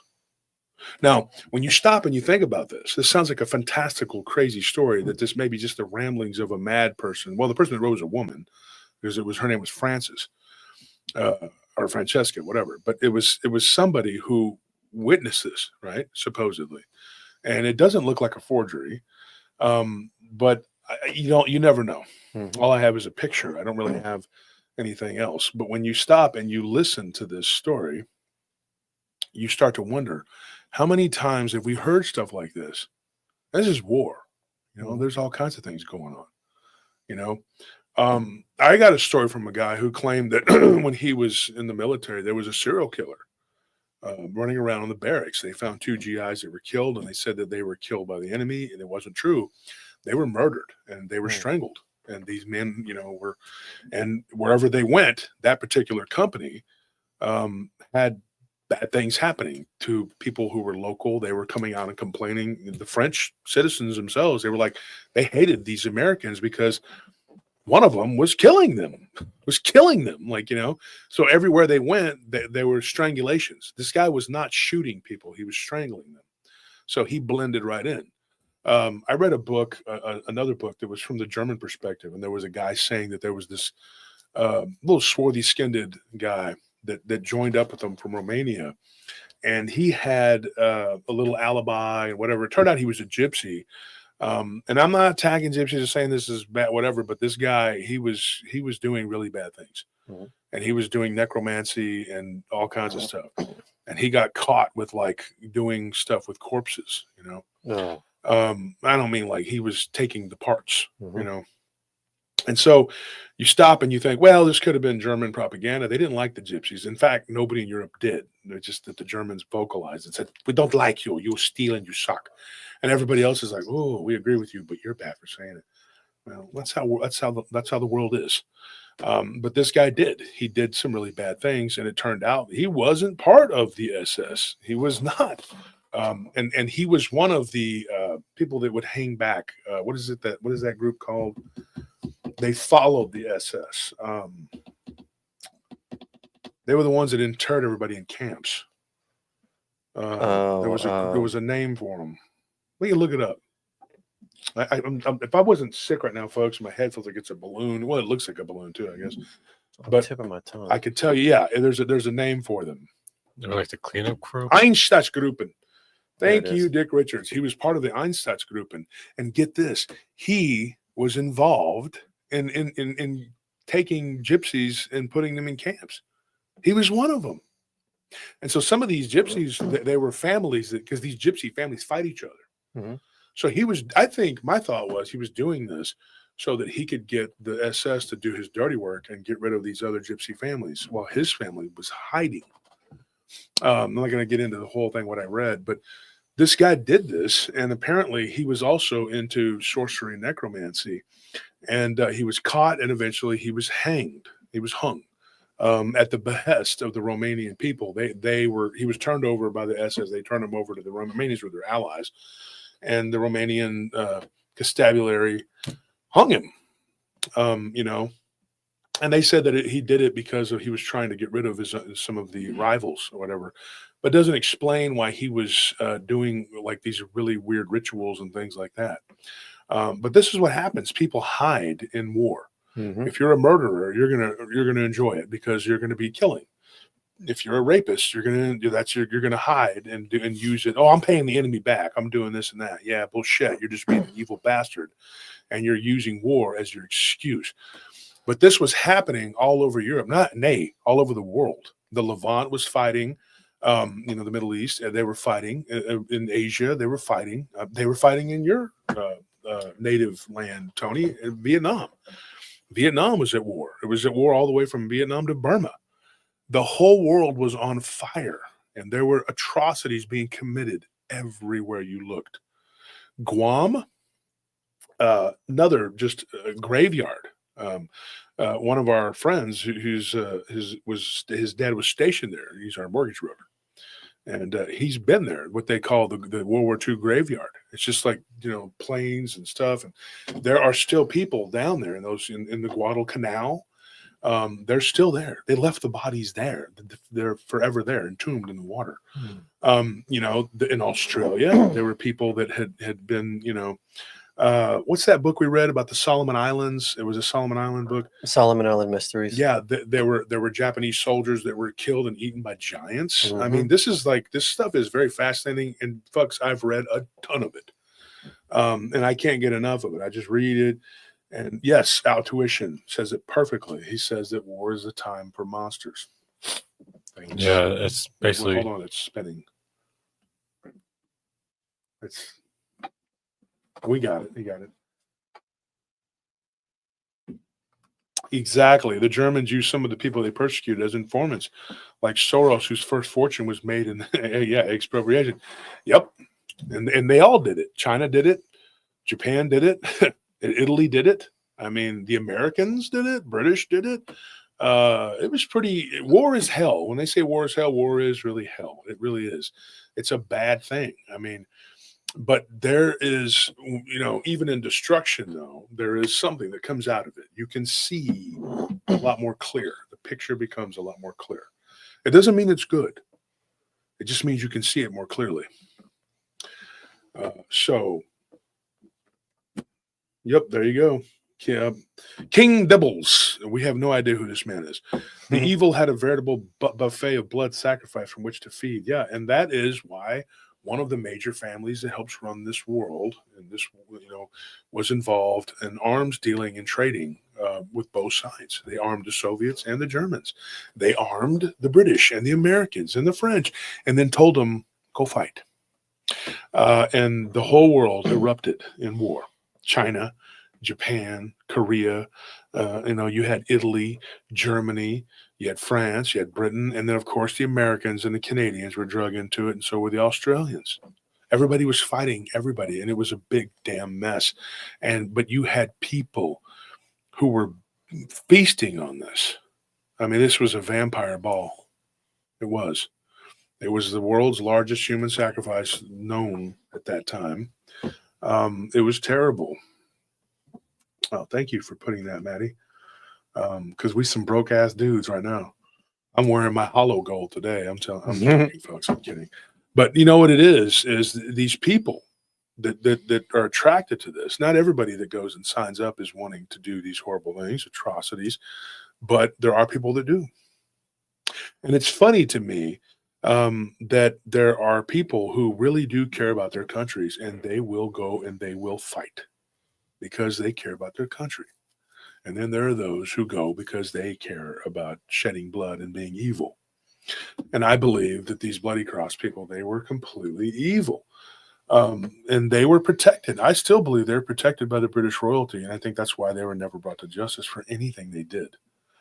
And oddly enough, the guy that Stalin, who was after Franco, right?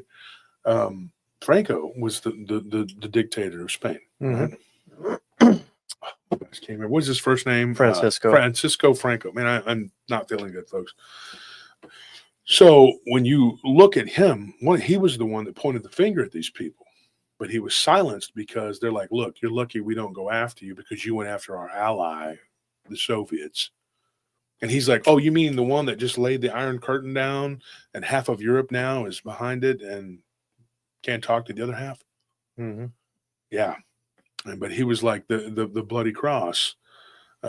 Those people did some horrible things. They did it in Spain, and that is where they put an end to that. They kind of hung out in the Basque region. You know what the Basque is? It's the region between Spain and France. They are their own people, but they are some tough SOBs. And some of the Basque people grabbed these guys, took a hold of them, and they disappeared, a lot of them. Because they pulled some shit there that they shouldn't have. Sometimes you're a bad dude, but you just go a little too far, and someone gets tired of your shit and they take care of you. Keep yapping. Eventually, somebody's going to shut you up, and so that's what they did. And the Spanish actually were like, look, these people did this, this, and that in our country. Where do you stand on this? And of course, FDR was a vegetable.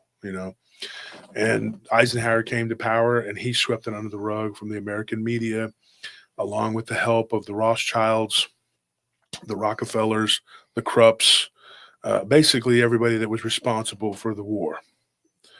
You know, it's a horrible thing.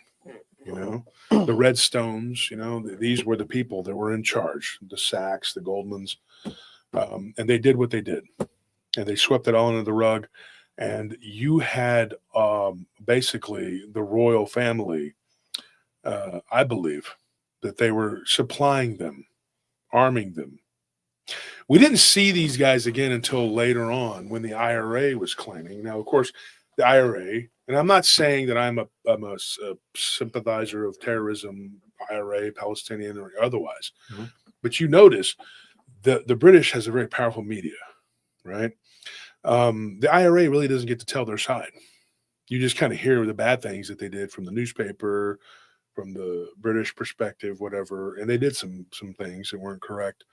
But you don't really get, the newspapers don't come out and say, oh, well, the IRA did this because. Yeah, you don't get the motivations, you just get the methods. You just get, yeah, the methods. And so they claim that these Bloody Cross people were doing things in Ireland. And, you know, and of course, they've been suspected of this for a long time, of doing a lot of different dastardly things. But you can't always trust your information, because when someone's so full of hate, they're going to say whatever. In particular, a very hot button issue, which here we don't shy away from typically on this show, but the Palestinian-Israeli thing. They took hostages. Well, they bombed hospitals. Well, you had bad guys in those hospitals. Well, those were women and children, and those weren't bad guys. And the people that were there that were guys that were terrorists at one time, they were sick and hurt. Oh, they're not terrorists now. And they're like, well, yeah, but we're still going to bomb you. And then now we're going to bomb like 10 other hospitals just because we bombed that one. That's the kind of shit that was going on both sides. You saw this bullshittery going on, and there's just, you can't, I'm not taking sides, but you can kind of tell when two sides hate each other, especially when it was Arafat and Sharon. Sharon was, you know, he was a bad guy. I don't give a shit what anybody says. And Arafat was a sneaky little thief. And, you know, Arafat was in there and he's like, this man wants to kill me. And he's claiming that, right? And Sharon is over there like, yeah, I wish I could. He was trying. But they were not good people. Neither side. Now, does that mean that the entire Jewish community, the entire Palestinian community are bad people? No. But it does mean you have some sorry dog shit leaders that are never going to, it's never going to end. Both sides of this conflict, they hire, and you really are hiring these people when you vote for them, like in the Knesset in Israel. Every one of them is a damn war hawk. They always pick people who are aggressive and who want war and who want to kill. And then they're like, well, I don't know why we have all these problems. Probably because, you know, you're voting in the Israeli version of neocons. Maybe that's why. And then the Palestinians, of course, you want people that you're trying to show the world the horrible things that they're doing. I think it's coming out. I don't think you need to keep taking hostages and killing people now. I know that they have their reasons why. But there's a different media now that's coming out, and people are able to say what's real. I think it's coming out slowly but surely. And the power base that once existed is changing, but it's not stepping down. It's sort of evolving. We're looking at a corporatocratic, socialist, fascist melding. You know, imagine the alien and the predator having sex and having a nasty little baby. It's a disgusting thought. Yep. Or like a vampire and a werewolf just getting it on, and their baby comes out. That's the government, the one world government, folks. Mark of the Beast right around the corner. It's already happened, baby. But it's going to keep happening, huh? It's the Eraserhead baby. Yeah. And a fascist corporatocracy that's a socialist nightmare. Because people forget, they do forget that National Socialism is Nazism. Mm-hmm. Yeah. That was actually a socialist thing. But like Hitler said, it's not for export. They weren't going from country to country and trying to make them become National Socialists. No, National Socialism was for Germany. It was Deutschen und Deutschen, right? Germans were Germans, right? The Russians, totally different. The communists were like, we're trying to spread our tentacles all over the world because we want everyone to be fucked up like us. Right? Two different, evil, but both, you know, doing their own way that they were doing it. Yeah. But both were socialists. But you have to remember, there is an overarching theme here in evil and these families that control this. Some of these Jewish families can trace their lineage back to the Khazars, and some go back to the Boyars, which aren't necessarily Jewish. They were German. They have a lot of German last names, but these people, they're not really Jewish, and they're not really German. It's kind of like, you know, you're a bat, but you're not, you fly, but you're not a bird. You're not a bat or a bird. You're just kind of, you just fly. Mm-hmm. And so you're sitting there and you're going like, what the hell is this? You know, Adolf Eichmann getting up there and talking about how, you know, he was a Zionist. Everybody's like, oh, he's just trying to get out of being executed. Do you really think that Eichmann thought for 1 minute that he was going to get away by saying that? No. I think that that man was facing death, and he knew he was facing death, and he told the truth. I think he was involved in a conspiracy, which really wasn't a conspiracy. It was kind of out in the open. When they stopped him in Gibraltar, why did they not take him in? Why did he not end up being taken to The Hague? I mean, why was he not taken? I mean, like he said, he goes, you know where Hitler's at. He's in Argentina. Why are you not going after him? His shit ass is free. He's running around free. You know why? Because he was one of them. And we will never really know if his motivation was how it started out. He was working for the Weimar Republic, and he was there to infiltrate the Nazis, which was started by Otto and Gregor Strasser, not him.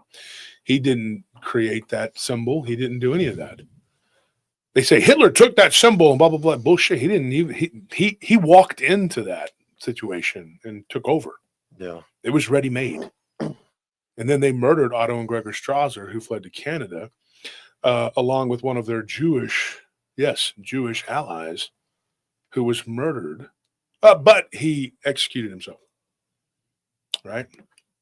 And it's really hard to pinpoint exactly, you know, how this went off the rails. What they did was they executed the leadership. They kept Ernst Röhm around because he was the leader of the SA. He was a homosexual, and he was a deviant and crazy and nuts and whatever. And then they put Hitler in charge, and then Hitler got tired of Rome because Rome was going to be his subordinate, but he wasn't. He was starting to kind of do his own thing, you know, getting too big for his britches. And so they killed him. And then the next day, the SS was born. The SS was already around, but it really took off when all of the SA members were told, take off those brown shirts and wear these black shirts. Right? And guess who was the biggest cheerleader? Stalin.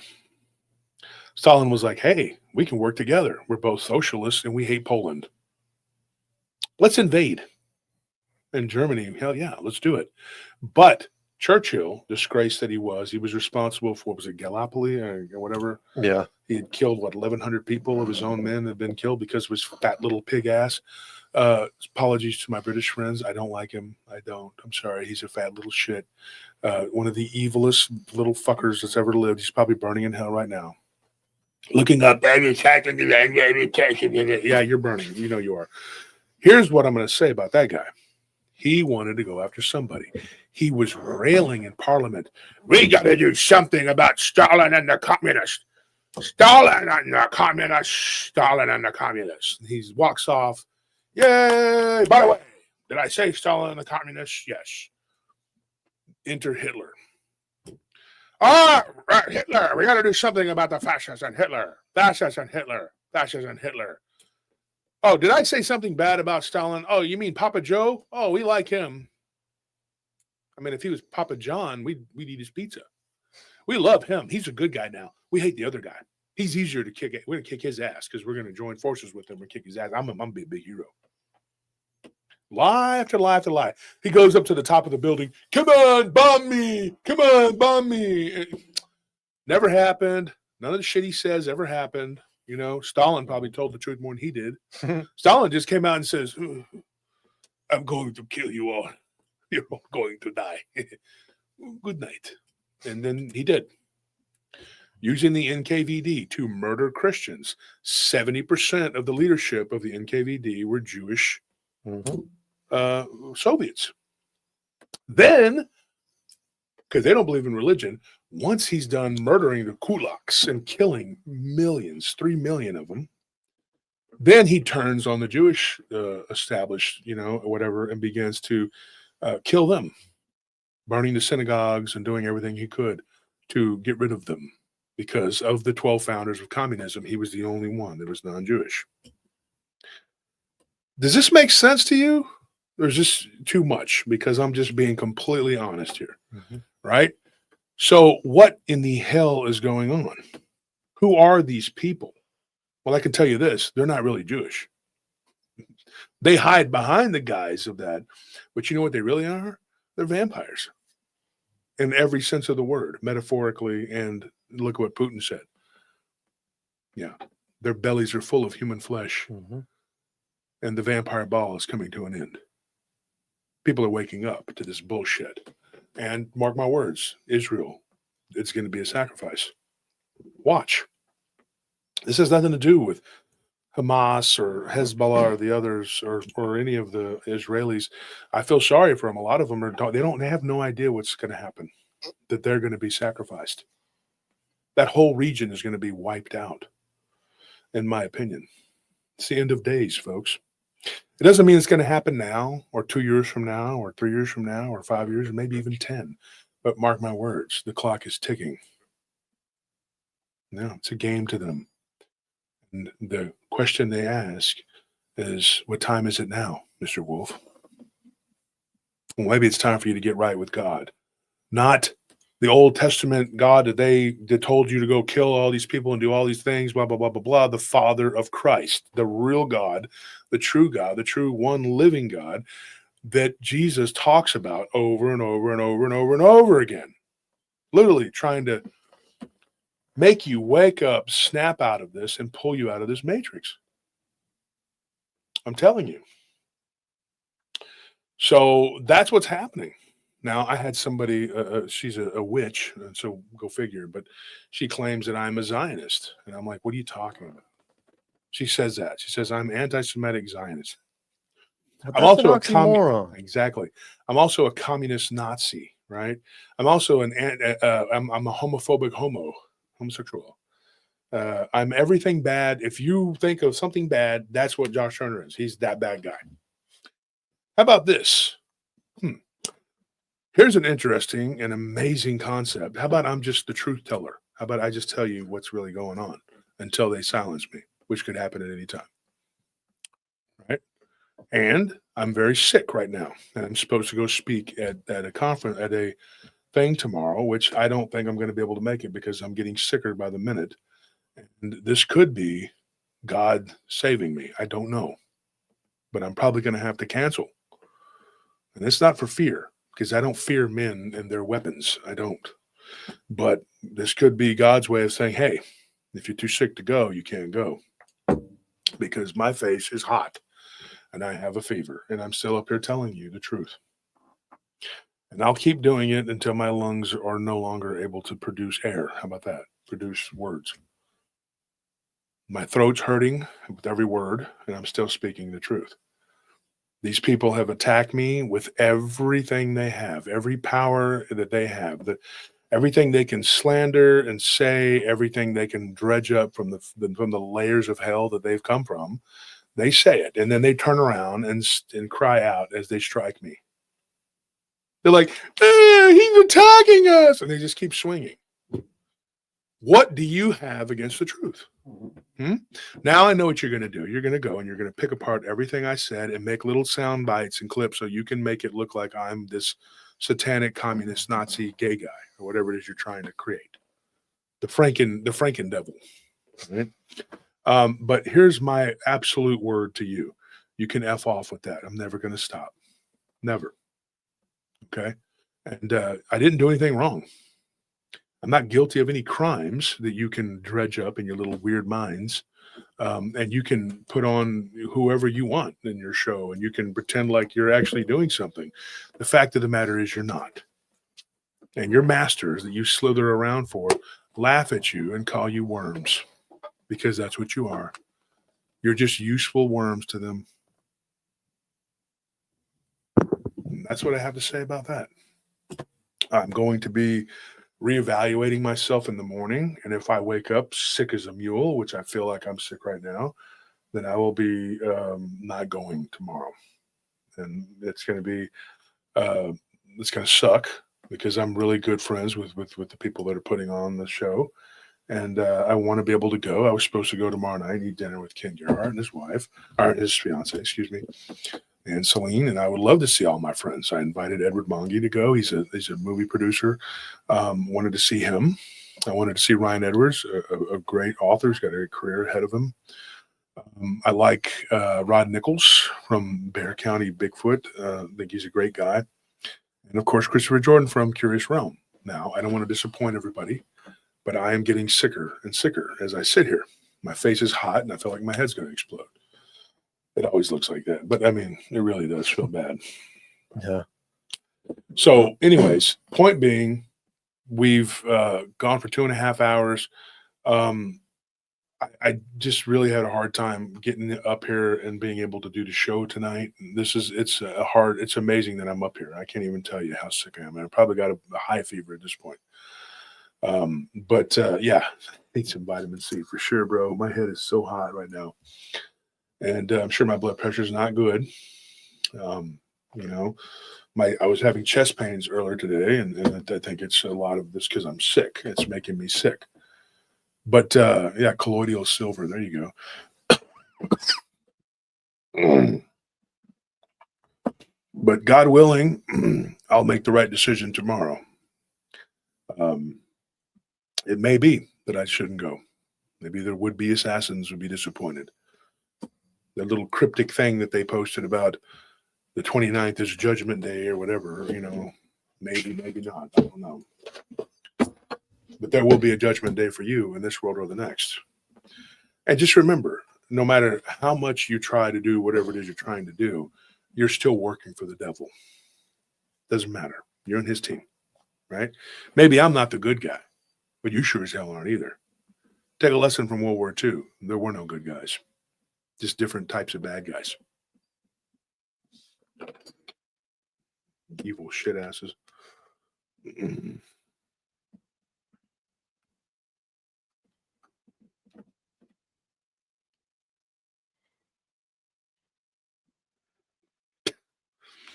Some people think that it's okay to go around and execute people and do whatever it is that they do during times of war. But there are people who go around and think that in times of peace, it's okay to persecute people because persecution leads to war, which leads to execution. So people have it in their hearts to be that way because your father, the devil, taught you that. This goat man thing originally was, you know, doing what it did. It developed into like a humanoid creature being, whatever. The ending to the story I thought was quite interesting. And this is what happened. And like most of the shows, we wrap it up with, you know, what makes sense to me. One day, when this thing was out in the woods, forest, whatever, shrieking and doing what it did, attacking their animals, it made its way back up to the porch. When this man, the grandfather, who was sick in bed, who couldn't even walk, he was on his deathbed. He had gangrene. He'd been shot by the Allies. He stood up and he walked out there with some sort of holy symbol. I don't know what it was, what kind of relic or whatever. And the woman that told me this was Jewish. So, I mean, she's not real familiar with the Christian, whatever. She said that all she knew was that her husband had said that it was a holy relic. He held it up to this being. This being recoiled and crawled down the steps on all fours and then began to crawl back toward the woods. When he got about halfway to the wood line, these two black dogs came out. When these two dogs came out, they were huge, large, square-headed black dogs with smoke coming off of their bodies. Came out and viciously attacked this being and began to tear him apart and carried his corpse into the woods. And they were never seen again, nor was this goat-like entity, born of blood and war, persecution and execution. The interesting thing about that we've heard this before. of these beings attacking one another and eating one another, because evil always attacks its own eventually. It gets around to it, you know. The black dogs, were they doing the job of executioner at the behest of Christ? Were they being compelled, like the demons that built the temple in Israel at the behest of Solomon? Because the first temple was built by the jinn. So you wonder, when evil is allowed to go and do what it does what it does. So that was an interesting end to that story. I always thought that was pretty compelling, that these black dogs actually killed this goat man creature and tore him apart and took him into the woods. Or maybe it was just opportunistic. Like you said, that they eat their own eventually. I mean, what better time than in a moment of weakness? Yeah, I was gonna say Easy prey, you know. they might get stronger from it. So did that, and What is that? There's like a little thing. It's not a bug. I don't know what you see it right here, right here. yeah, it's like What a is- little What is that? dust or something. I don't Oh know. wow, that's weird. Just floating It's around. like a dust bunny or something. Yeah. I just saw you do that, and I was like, what the hell? What were you saying, Tony? I was gonna say, like, you know, they probably did it to get stronger as well. I mean, that's probably one of the downsides of evil as well, is that, you know, you can probably eat something else and get strength from it, or, you know, torment or whatever, the same pain that, you know, you can cause to a civilian or regular person can probably be done to a creature as well, and get that same, like, they can do it to each other. There's no stopping them. What's stopping them from doing it?